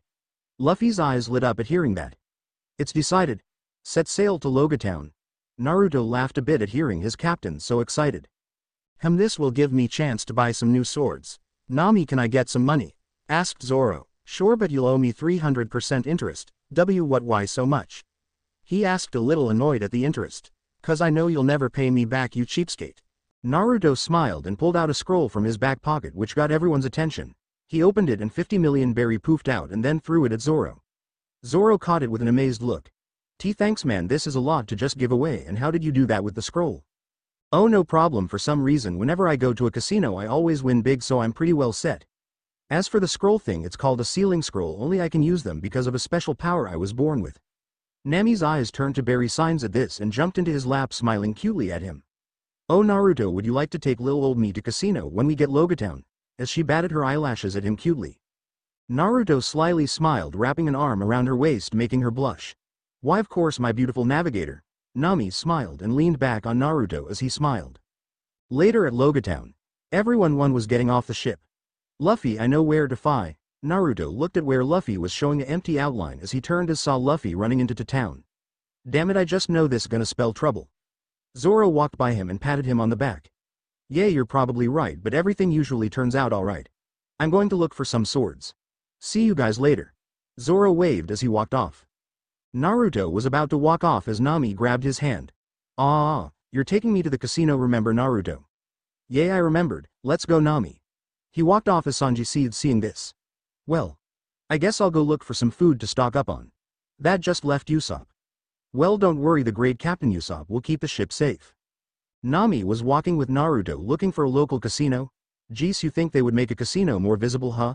Naruto hummed in thought, looking around, and finally saw it. There it is, he said, pointing to the casino as Nami's eyes lit up. Nami dragged Naruto into the casino, only for Naruto to stop, seeing a tall man with white slicked back hair and an open white jacket with a cigar in his mouth. He quickly pulled Nami in close and wrapped an arm around her hip as he tilted his hat so his face wasn't visible. Nami was about to say something when she saw his demeanor change. Naruto then whispered to her, "That man is Smoker the White Hunter. He prides himself on catching pirates, come on." He pulled her towards the back of the casino to the slot machines and pulled her onto his lap. "I ran into him back when I was with Ace and Thatch of Whitebeard's crew. I'm willing to bet he'll want to bring me in even if I don't have bounty." Nami looked a bit worried at this and whispered back to him, "Why is his name Smoker the White Hunter, and how strong is he?" Nami wondered if he was stronger than Naruto. "Watch," Naruto gestured as Smoker saw some other pirates making a fuss as he turned into smoke and began to make quick work of the pirates. That's why he had the smoke fruit, and it allows him to turn himself into smoke. The guy's pretty strong, but he's no match for someone like me or Luffy.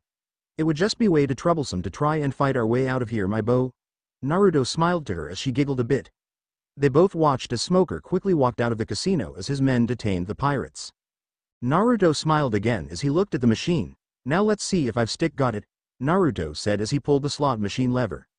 About 2 hours later, "Sir, we're going to have to ask you and friend to leave the casino," a big burly man told Naruto, which caused him to grin and sigh. Okay, let me just put all of my money away," Naruto said as he pulled out a scroll and put his 200,000,030 belly into the scroll and sealed it as Nami was hanging off of him with stars in her eyes as they walked out of the casino. "I told you casinos hate me, ha ha ha." Naruto laughed out loud holding onto Nami as they decided to walk back to the ship until they saw Luffy flying overhead with Smoker fast on his trail. Naruto sighs in frustration and picks Nami up bridal style. Great, now we need to run for it. Nami, hold on, okay? At this, Nami nodded and wrapped her arms around Naruto as he began jumping across the buildings until he caught up to Smoker chasing Luffy. Oi, Smoker! Naruto yelled as his right leg turned pitch black as Justy sent a kick straight at Smoker's chest, which to his surprise connected and sent him flying into a building. Captain, I think we've overstayed our welcome. Luffy nodded. It's time to set sail to the Grand Line. Luffy exclaimed as he began jumping toward the ship. Naruto channeled chakra into his legs, speeding up. He soon pasted his captain, who went wide-eyed. Once they made it to the ship, everyone was there except Zoro. Set sail. Luffy decided. Hey, what about Zoro, Luffy? Usopp asked in concern. Don't worry, Zoro will be here, she. He laughed as they began to set sail. Naruto looked off to the edge of the city, seeing Zoro's mossy green hair. Shit, I got him. He then opened his palm towards Zoro as a portal sucked appeared under him and sucks him in. A portal of darkness then appears on the ship and spits Zoro out, only to hear Zoro screaming like a little girl. He then realized everyone was staring at him as he composed himself. What the hell are you all looking at? Zoro yelled as everyone burst out laughing at him. Screw this, I'm going to sleep. Zoro said as he leaned his head back against the mast. Nami. Luffy called. Where to next? He asked. Well, if we want to the Grand Line, there are only two options. We could go through the calm belt, which isn't advisable since there is no currents or winds, not to mention the Sea Kings are way bigger and more aggressive. The only way we'd be able to travel through there is if we had sea stone-coated ship. So that only really leaves Reverse Mountain. Heard about it, read about it, never actually seen it. Naruto said as the others were surprised. Hey, when you're with a group with bunch of pirates that could probably take on all of the navy, you don't need to worry about something like a silly Sea King. Hee, silly Sea King. Naruto giggled a little. Well then, I guess it's time to set sail, Reverse Mountain. Luffy yelled to the sky. Oi, Zoro, you want have quick spar session? I heard you wanted to be the best swordsman in the world. I could give you a few pointers since I've been taught by some of the best swordsmen in the world, and yes, that does included the man at the top himself, Hawkeye. Zoro's eyes widened, and quicker than anyone could see he had his 3 swords drawn with a smile on his face as Naruto also sent him a grin. I'll take that as a yes. Naruto slowly drew his sea stone blade in his right hand, reverse grip much like Shanks did. He then flipped the blade so he was holding it in a normal position. Ready, go. Zoro took off at Naruto. He spun around doing a double horizontal attack across Naruto's body. Only for Naruto blocked both by positioning his sword pointing down and putting it in front of him, stopping both swords. Zoro then came across with the sword in his mouth, intent on cutting Naruto by the neck. Naruto countered by channeling chakra into his sword arm and with just raw strength pushed Zoro's 2 blades up, causing them collide with the one in his mouth. Zoro, caught off guard by the raw strength of Naruto, flips back, landing on the rail of the ship looking at Naruto. Your movements are indeed powerful, but you rely too much on your strikes, taking someone out in one hit. If someone can constantly stand against your attacks, you need to be able to change things up a bit. Your moves, they're too predictable. Let your movements flow like water, and as you flow the power will follow, I promise you. Now again. Naruto and Zoro began to back and forth, increasing the pace every so often to keep Zoro on his feet. After a couple hours of sparring, Zoro dropped from exhaustion.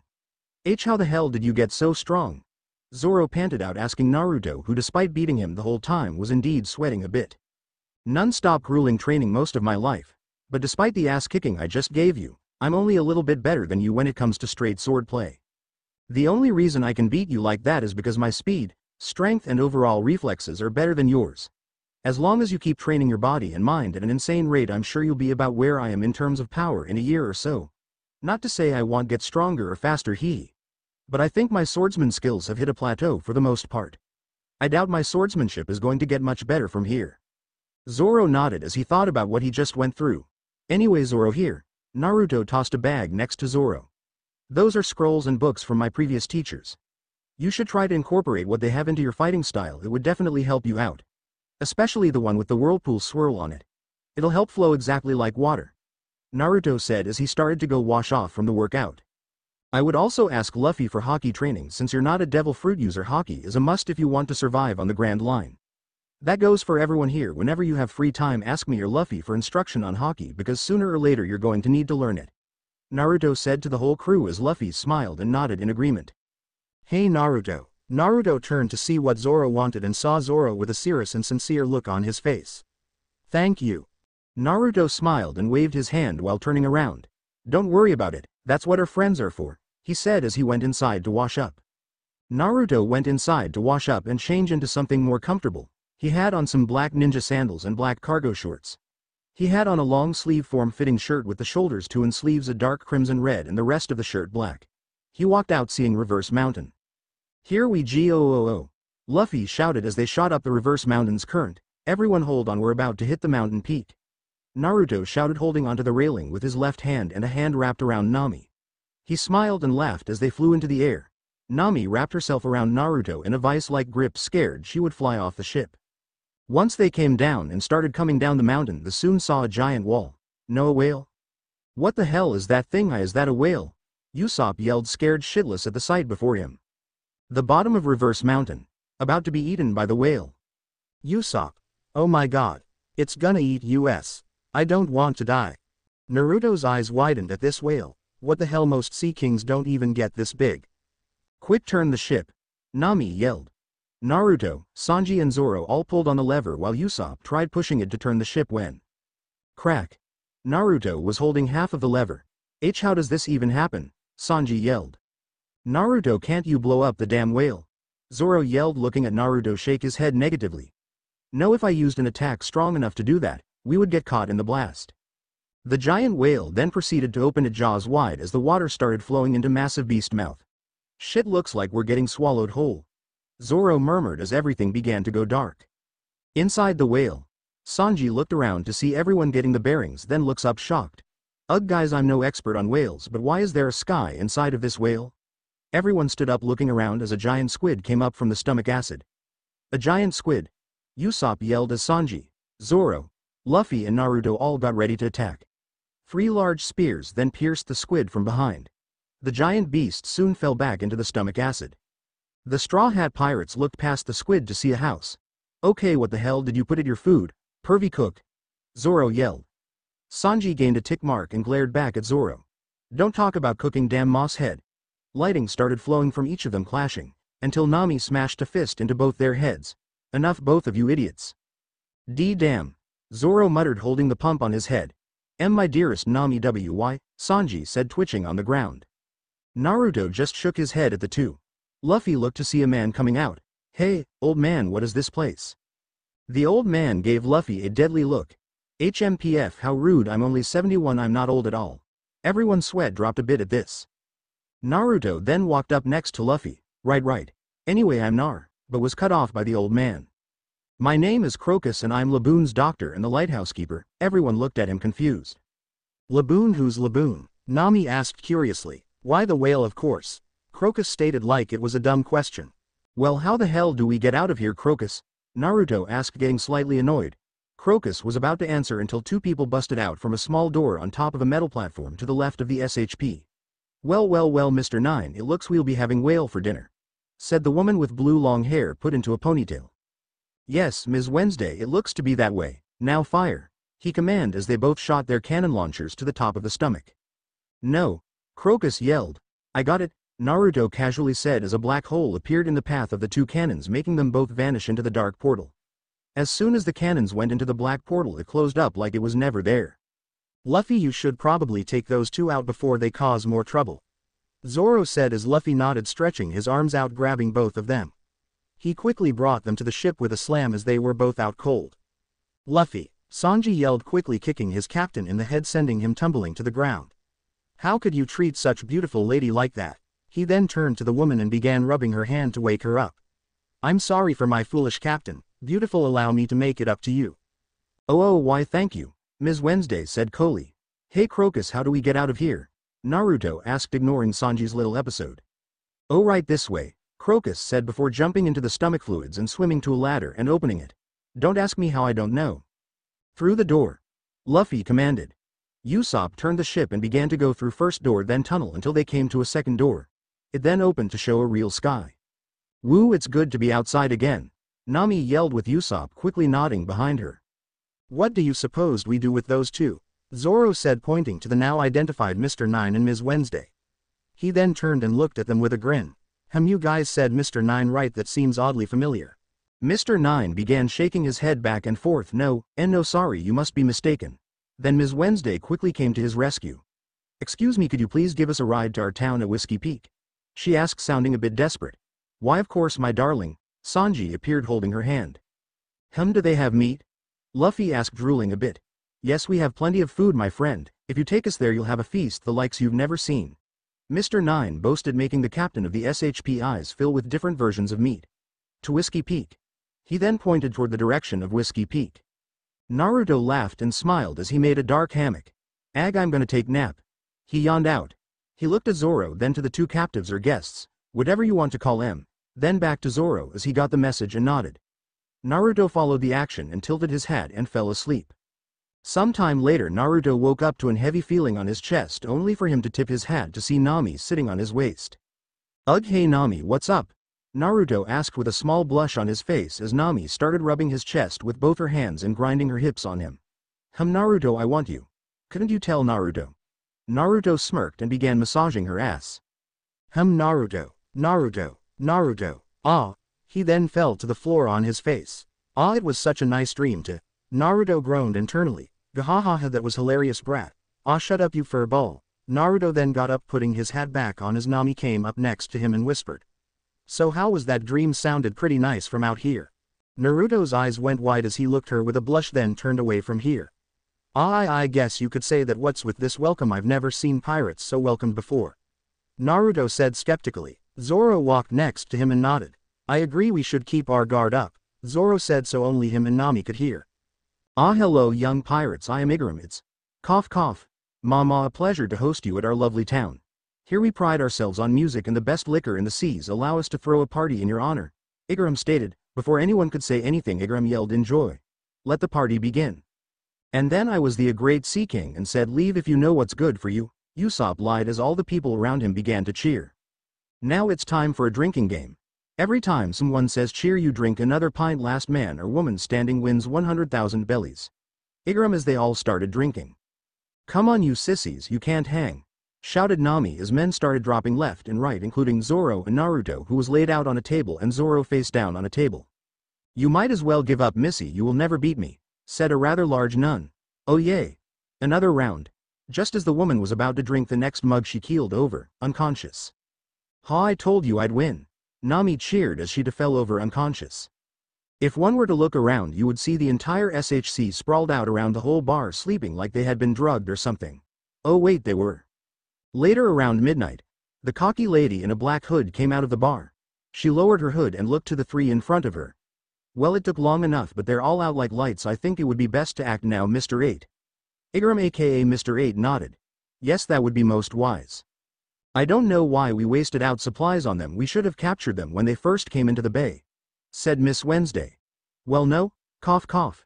Ma point in arguing. Now that it's done, just round them up." Well, I thought I smelled something fishy and I was right, Naruto?" Everyone looked up to see Zoro standing on top of a building with his left leg propped up on the ledge as he rested his right hand on his white sword. Naruto was sitting on the ledge of the building with his left leg hanging down and the other on the ledge so he could rest his right hand on it. The giant moon was directly above them, illuminating them in a way that made them look, for lack of a better word, badass. "Well, to be honest, I think that smell might just be your upper lip, Zoro." Zoro gained a tick mark at this and stared down at his friend. "But yeah, you were right, so Baroque works, huh? Kinda shitty name if you ask me." Zoro nodded his head. "Oi, you guys still going by those dumb code names?" Hearing growls, he assumed the answer was yes.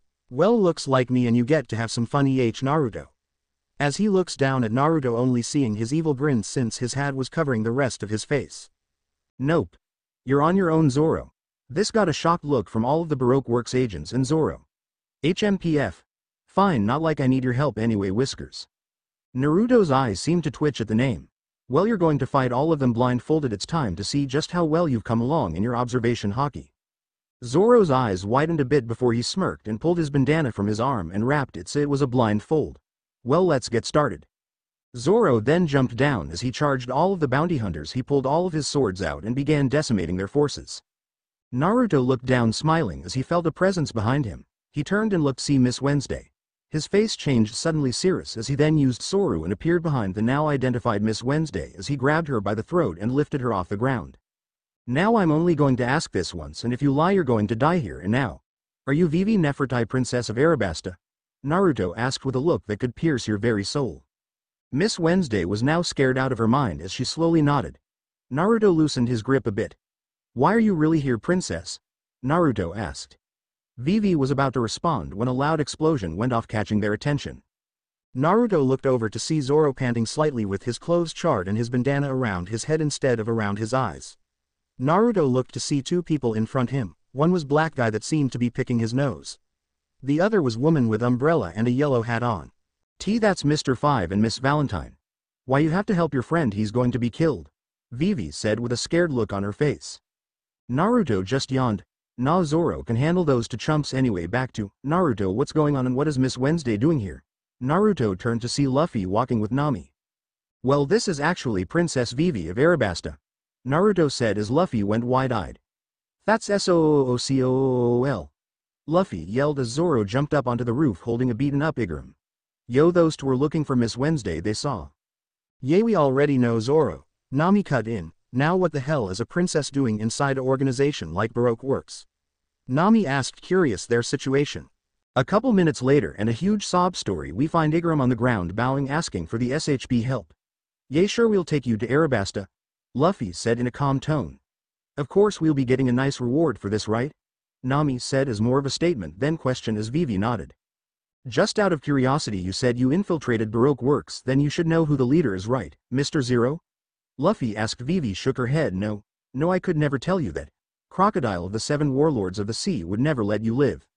Just then Nami began shaking Vivi back forth, yelling why she couldn't just shut her mouth and now they would be hunted. It all stopped as everyone heard laughing coming from Naruto as he had tears in his eyes. "And no way you mean Captain Hook is running all this?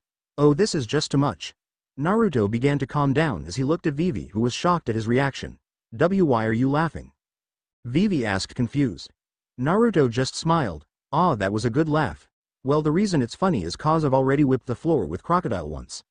Naruto grinned as he saw the look on Vivi's face. What, you beat Crocodile before?" Naruto nodded as Nami stared wide-eyed along with Zoro. Luffy wasn't all that surprised since he figured Naruto should be able to beat most of the current 7 warlords of the sea. Naruto looked up and grabbed his chin and smiled. "Yup, it was back when I was with the Whitebeard pirates. We had a run-in with him and Pops told me to fight him as test. I of course beat the shit out of him, not to say he didn't get a couple good licks in on me, but I'm definitely more than a match for him." Vive just stared wide-eyed. This was ridiculous.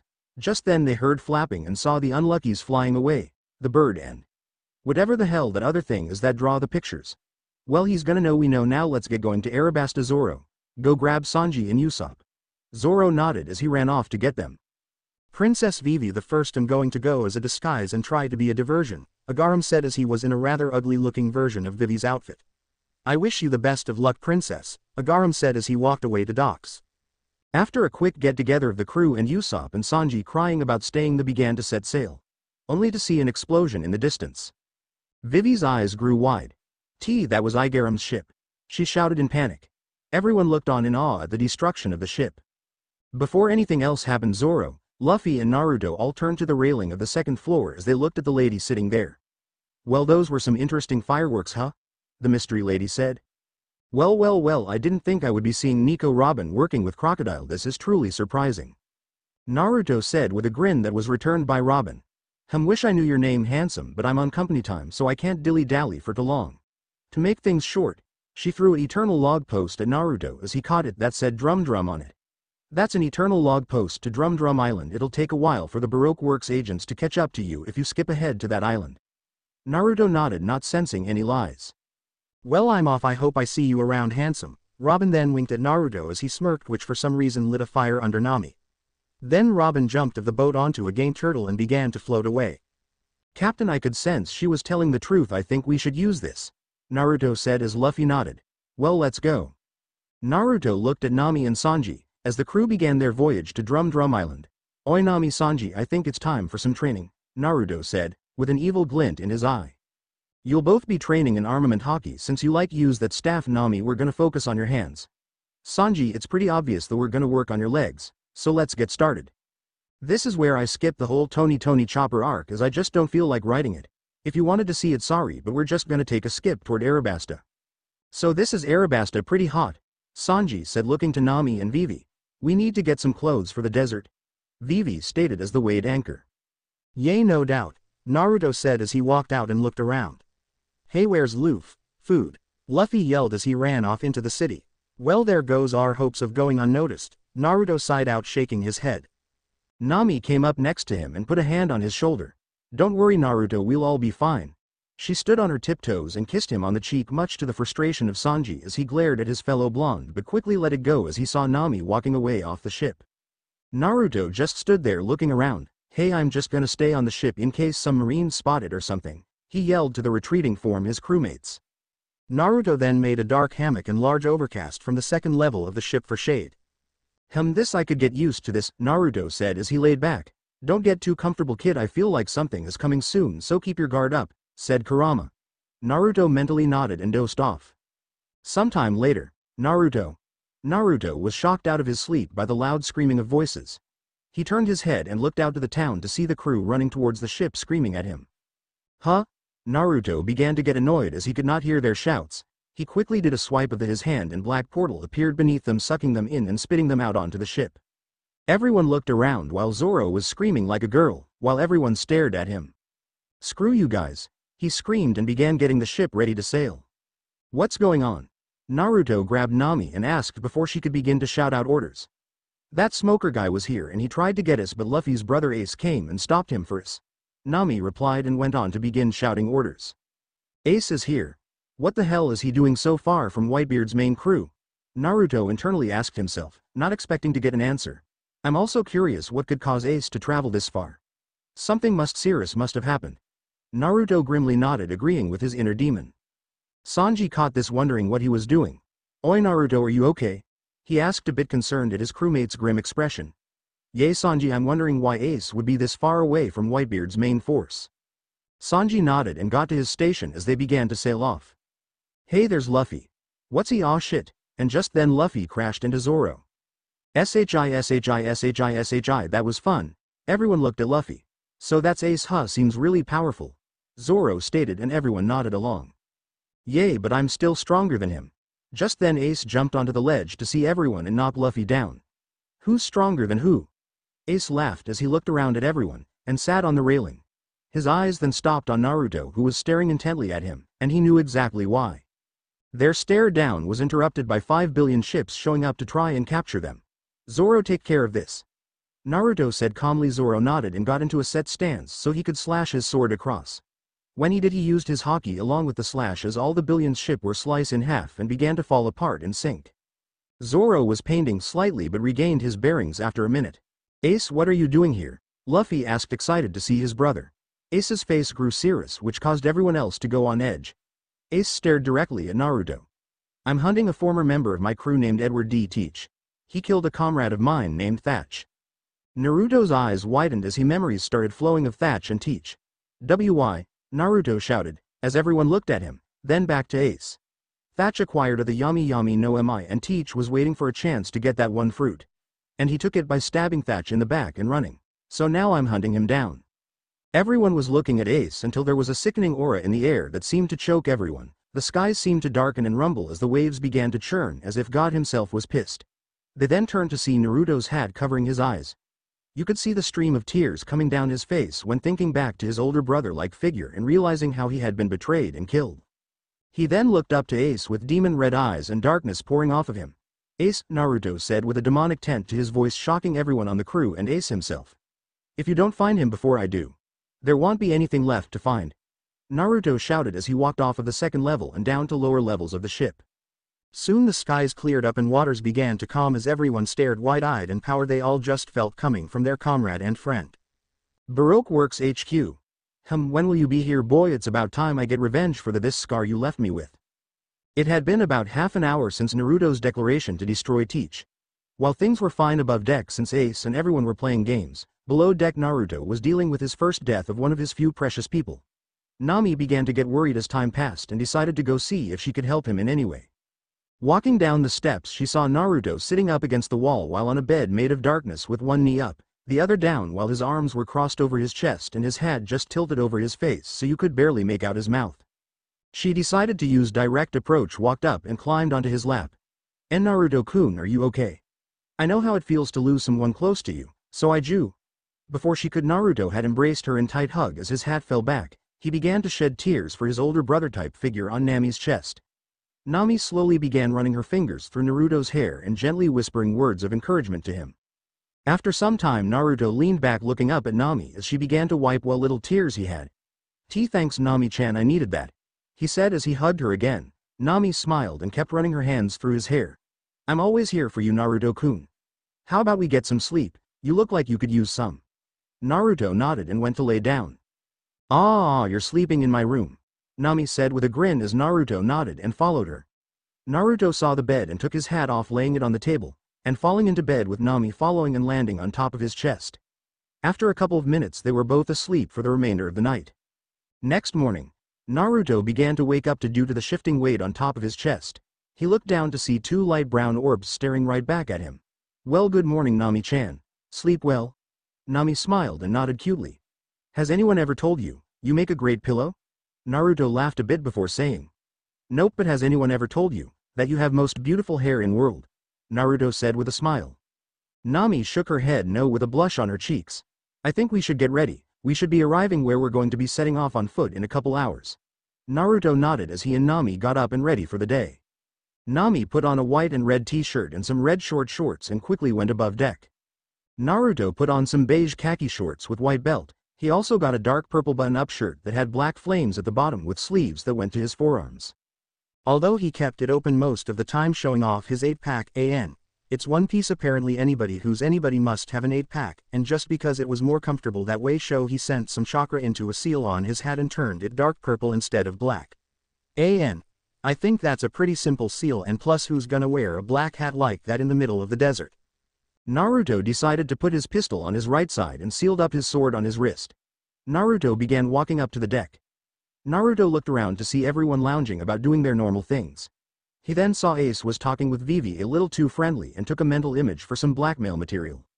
Naruto walked up to his captain who was sitting on the goat head of the Going Merry. "Luffy, I assume you want to fight Crocodile when we meet up with him?" Luffy nodded his head and shared a smile with Naruto, who just laughed.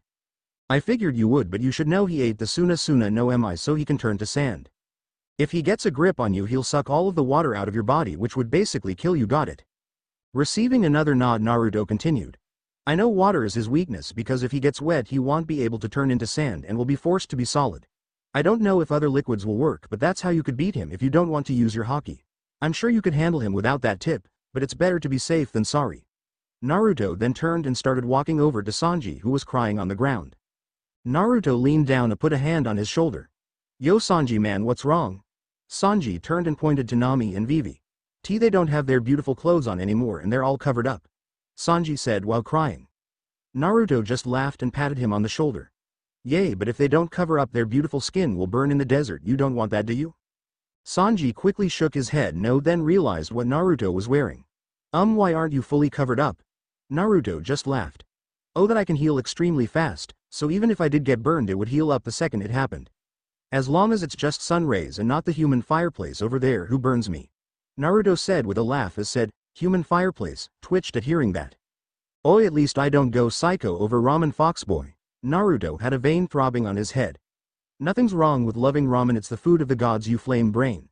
With that, Naruto jumped at Ace and started a very comical wrestling match with both coming out of it huffing and puffing. "Hey Nami, can we stop here for a sec? I want to send Karoo off so he can deliver a message to my father." Nami nodded as they dropped anchor and let Vivi send whatever message she needed to her father. After that they set sail for a little while until coming to a stop by some rocks. "Okay, so who's gonna be the pack mule for all of this stuff?" Everyone looked at Luffy. "Wah! No way." Naruto walked up to all the supplies. "Easy everyone, I got this." Everyone watched Naruto place the things on a small scroll one at a time, disappearing into the scroll. Everyone was wide-eyed except for Ace, who had seen this done already. What is that?" Usopp asked in amazement. "That's just a sealing scroll. A technique I use to seal up a large amount of things so I don't have to lug around 200 extra pounds. I could probably adjust it so you guys could do it, just give me a sec." After a minute or so Naruto tossed the scroll to Sanji. "Alright, to unseal things just channel haki into it, poof, the things will appear. Now let's get a move on." After going across the first sand dune there was town, that looked like it was buried halfway up in sand. "What is this place?" Nami looked to Vivi, who turned around to look at them. Take a good look around everyone. This used to be the known far and wide as the City of Green. This is what Baroque works has been doing to my country and its people. As they kept walking, Vivi began to explain how Crocodile set the king up to fall and how he started to frame him so it looked like the king's was stealing the reign from his own people. Once they reached the edge of the town, Naruto stopped to look around. So it's nothing but desert from here on out, huh? Vivi just nodded and Naruto smiled. Well, I don't feel like walking, Sue. Naruto just trailed off as he put his hand on top of the sand. In front of them a giant black portal opened up. Slowly a gigantic scorpion appeared from the portal. On the back of the scorpion was what looked to be a huge tent easily as large as the top deck of the Going Merry. Everyone, even Ace, was little wide-eyed at the creature he just made. Naruto could only smirk as he wrapped an arm Nami's hips and jumped up onto the scorpion. Ace followed with Vivi, much to the annoyance of Sanji, but let it go quickly. After everyone was on the giant scorpion, Naruto made chairs and other things to sit around a dark fire pit for later on in the night. Naruto sat down, pulling Nami onto his lap and keeping his left arm around her waist. Once everyone started to get situated, the scorpion began to walk across the desert. After a couple hours, Vivi smiled at Naruto. Wow, thanks to this we'll cut our traveling time down by more than half, she said as she sat down next to Ace. Naruto just scratched the back of his head. Yay, it's one of my many talents, I guess, thanks to my devil fruit power. Sanji then turned to Naruto. Speaking of which, what exactly is your devil fruit power? Everyone turned their head as Ace just smirked, listening to this, knowing full well what his powers are. Well, I guess you could say I control almost all types of darkness in a sense. Usopp decided to speak up. Wait, so like shadows? Naruto just smirked. In a way, but not actual shadows. That power goes to Gecko Moria, another one of the 7 warlords of the seas. I am more or less the psychical embodiment of darkness, Naruto said as he stretched his right arm out and it got covered in darkness up to his elbow with a visible dark aura coming off. Everyone just stared at it for a second before Nami began inching a finger towards the dark arm, much to Naruto's entertainment. Once her hand touched it, she realized it was kind of smooth. Naruto turned it back to normal and smiled as Nami pouted a bit. So what happens once we reach Yuba? We tell the rebels of Croxy's plan and then what? Naruto looked at Vivi for an answer. Well, yes, that's the plan. I personally know the leader of the rebellion. You see, when he and I were young. If you don't know their story, then YouTube it or something. So yes, I think they will listen to me. Why? Vivi asked back. Well, I think you should have a backup plan. If I was Crocodile, I would probably put some men into the rebellion, and knowing Crocky, he probably has someone high in the ranks of the rebellion under his thumb. Vivi's eyes widened, not having thought of that before. Luckily for you, I'm here and I can sense the darkness in people's hearts thanks to my power. So I'll be able to draw out all the agents. What you need to focus on is stopping the rebellion and stopping your soldiers from attacking the rebellion. We're all gonna be busy fighting, so as of now, you, Naruto pointed to Ace, are in charge of keeping Vivi safe. Ace began sputtering. What? I'm hunting Teach, I can't get roped into this. Ace shouted and stood up looking at Naruto. Aw, shut up, Ace, you know you want more time with Vivi, and on top of it, I'm not about to let you take out Teach without me, so you better get used to the idea of hanging with us. I'm sure my captain wouldn't mind stopping at places where there have been sighting of Teach if I offer him some meat, Naruto said as Luffy's eyes went wide. Yup, no problems here as long as I get meat, Luffy shouted as everyone's sweat dropped at his one-tracked mind. Ace sighed. This is such a mess, but on the upside he did get a chance to spend more time with the princess. Fine, I'll stick with you guys at least until we find Teach, then I'll have to get back to my crew, he said as he sat down next to Vivi as he put his arms on top of the dark couch type thing they were sitting on. Well, everyone should get some sleep since it's getting dark. Ace, can you light the fire please? Vivi asked in cute voice. Ace smiled at her and shot fire at the wood in the little fireplace. Where did they get the wood from, you ask? Well, I'll tell you. It doesn't matter where they got from. Once almost everyone was asleep, Naruto and Ace went to the head of the scorpion to talk to each other. So if Teach isn't in Arabasta, where do you think he would turn up next? Naruto asked as he stared out into the open desert. Not sure. Rumor has it that he's becoming a bounty hunter, so once you get your bounties up I'm sure we'll be running into him soon. Naruto nodded. It sounded like a sound plan. It wasn't like Teach knew that the SHC would be on the lookout for him. Onto another note, I think I'm gonna tell everyone my full story. Ace raised his eyebrows a bit. Well, it's your choice, one that I actually agree with, especially since that fox probably wants to get out and stretch his legs a bit. Naruto smiled and nodded. What you think, Kurama, you want out? Sure, I've slept more than enough in here, plus I wouldn't mind getting friendly with that Nami chick. You were right when you said her hair was beautiful. Kurama laughed as Naruto mentally shook his head, muttering about a perverted fox. He then went through some hand signs, and with a poof, a nine-tailed orange-furred fox stood there the size of a large dog. Ace was surprised that Naruto decided to just up and summon the demon fox he had been told about. Wait, I thought you said he was the size of mountain? Kurama looked at Ace. Well, I could be, but I don't see any need to be my full size right now, do you? Kurama said in a smart-ass-like tone. Ace just looked away, muttering something about asshole foxes. Take it easy, Kurama, let's all go get some sleep, Naruto said. Kurama looked irritated and followed both of them. Naruto sat down next to Nami and put an arm around her and fell asleep. Ace did the same with Vivi. Kurama just curled into ball by Naruto's feet and went to sleep. Next morning, Naruto woke up to some Nami poking him on the chest gently. Naruto, I don't know if you know this, but there is a giant fox with 9 tails by your foot, Nami said, slightly freaked out. I'll explain when everyone wakes up, he said as he rubbed his eyes. Naruto waited for everyone to wake up and gathered them all around with Kurama sitting next to him. So I've been thinking, since we're all in, since I plan being with this crew for the rest of my foreseeable future, I thought I should let you guys know my full story. When Naruto said that, everyone got quiet as Naruto went through his childhood, if you could call it that, to meeting up the crew.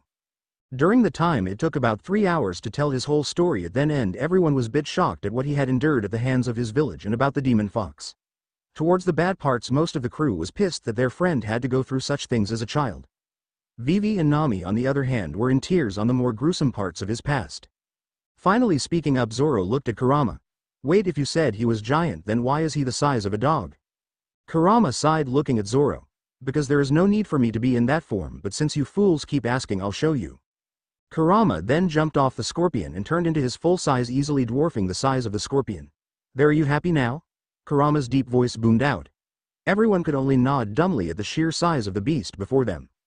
Kurama then shrunk and jumped back to Naruto's side. Wait, you said he could heal you with his chakra, could that be used to heal other people? Asked Chopper. Unfortunately no, the only reason Kurama can heal my wounds so easily is because he was sealed in me as a newborn infant. If he were to put his chakra on any of you, it would most likely give you 3rd-degree burns. Ah, that's too bad. The way you said you could heal would be great for the crew, Chopper said with a frown. Naruto looked sadly at Chopper as they kept on their way towards Yuba. At Rainbase, come on, what's taking our boss so long to get here anyway? I got thing to do, yay no, said a rather short fat lady who happened to be Baroque Works' Ms. Merry Christmas. You should just calm down and wait, I'm sure he'll be here soon. After all of Baroque Works' agents are required to be efficient when it comes to time management, said Mr. 3.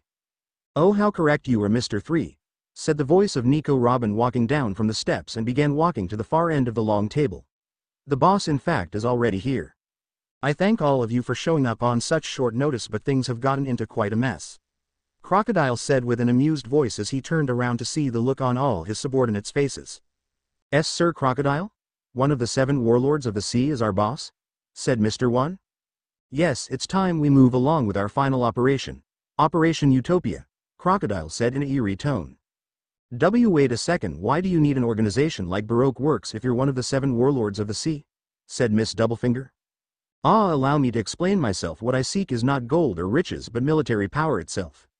You see, once we have taken over Arabasta, we be able to find out where the ancient weapon Pluton is.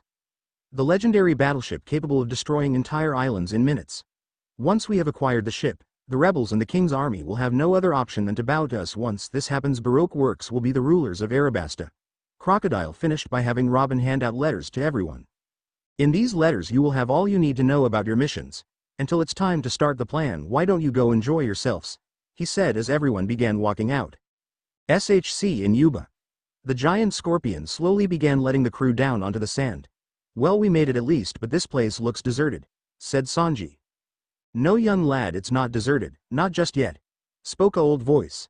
Everyone turned their heads to see a skinny old man walking out from a huge hole dug in the sand. Vivi's eyes widened at the face of the old man. Toto, what happened here? This is Vivi's old friend's dad, Luffy asked. Please come in, I'll explain everything to you. Vivi nodded and followed Toto inside. The crew followed as well. Inside, Toto explained that the rebels were in Nanohana and that they were planning their final strike on Alubarna very soon.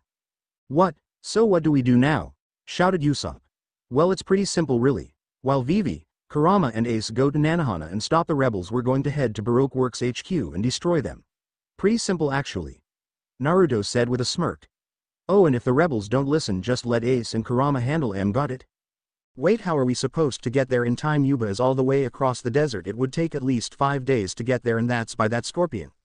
Questioned Vivi, only to see everyone grin. What? Did you think giant scorpions was the only thing I could make? Haha, nah, come on, you three got to leave right now if you want to get to Nanohana in time.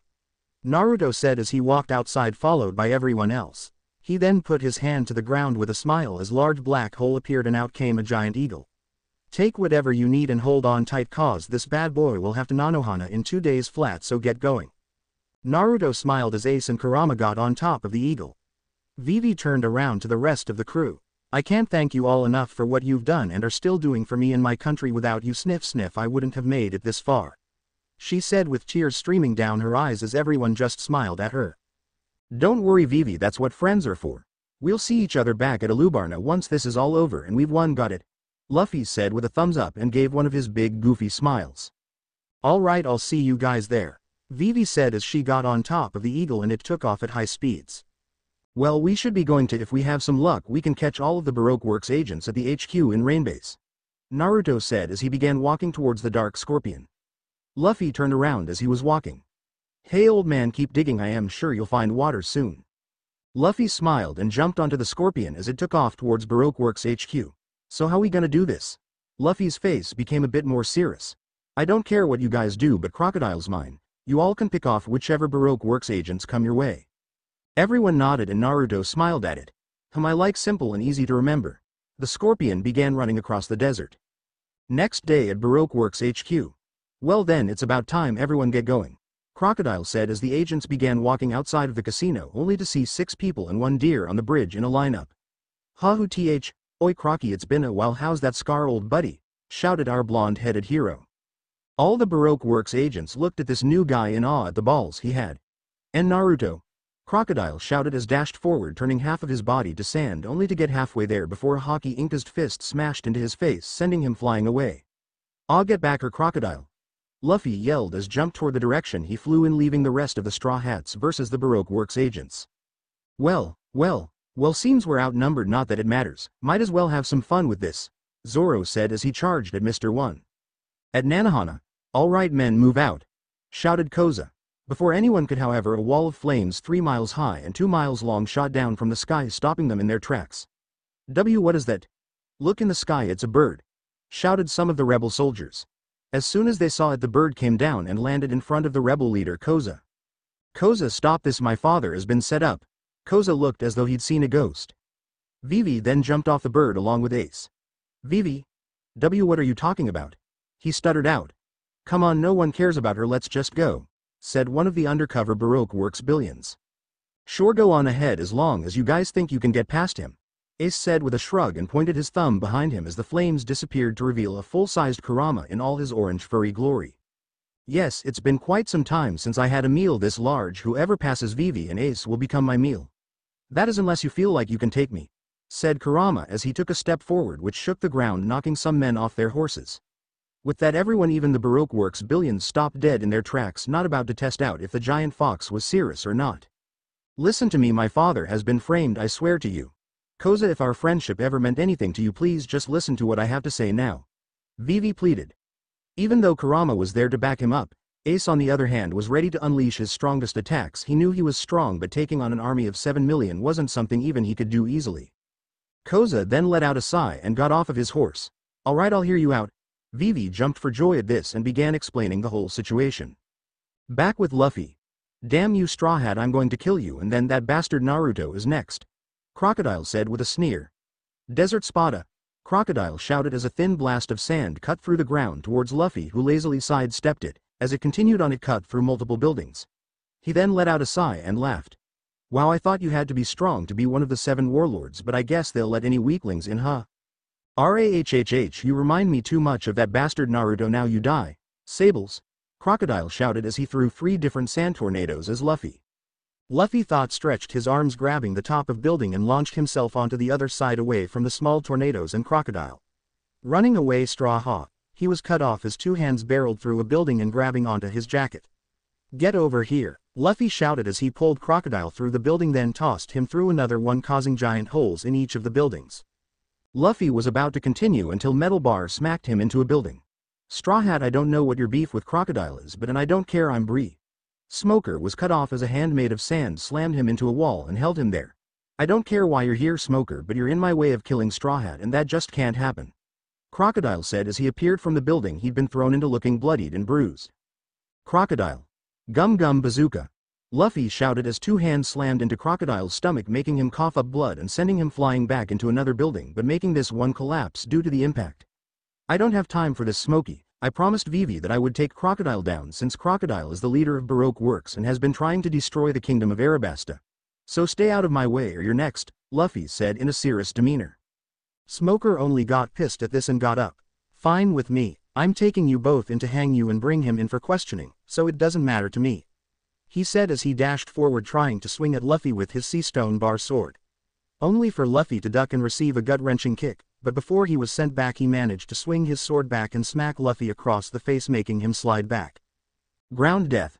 Came Crocodile's voice from the rubble as all of the surrounding area began turning to sand. Luffy and Smoker both jumped back away from the affected area. Both of you are dead, Crocodile yelled as he charged at the two. Luffy grinned to himself. Gear second. Steam started coming off of him. Luffy then lashed out with strong kick that hit Smoker in the face, sending him through multiple buildings. The speed and power behind the kick surprised Crocodile, but before he could do anything Luffy disappeared, then reappeared behind him and smashed his hand into the back of his head. Luffy then smashed his head into the ground and began dragging Crocodile across the ground while running, until he let his arms stay there and his body kept going. Luffy then jumped on top of a building that wasn't turned to sand and let his arm come back to him with Crocodile in tow. Luffy threw Crocodile high into the air. Once Crocodile was at his highest point, Luffy shot his arms up into the air, grabbing onto his ankles. Gum Gum Powerbomb.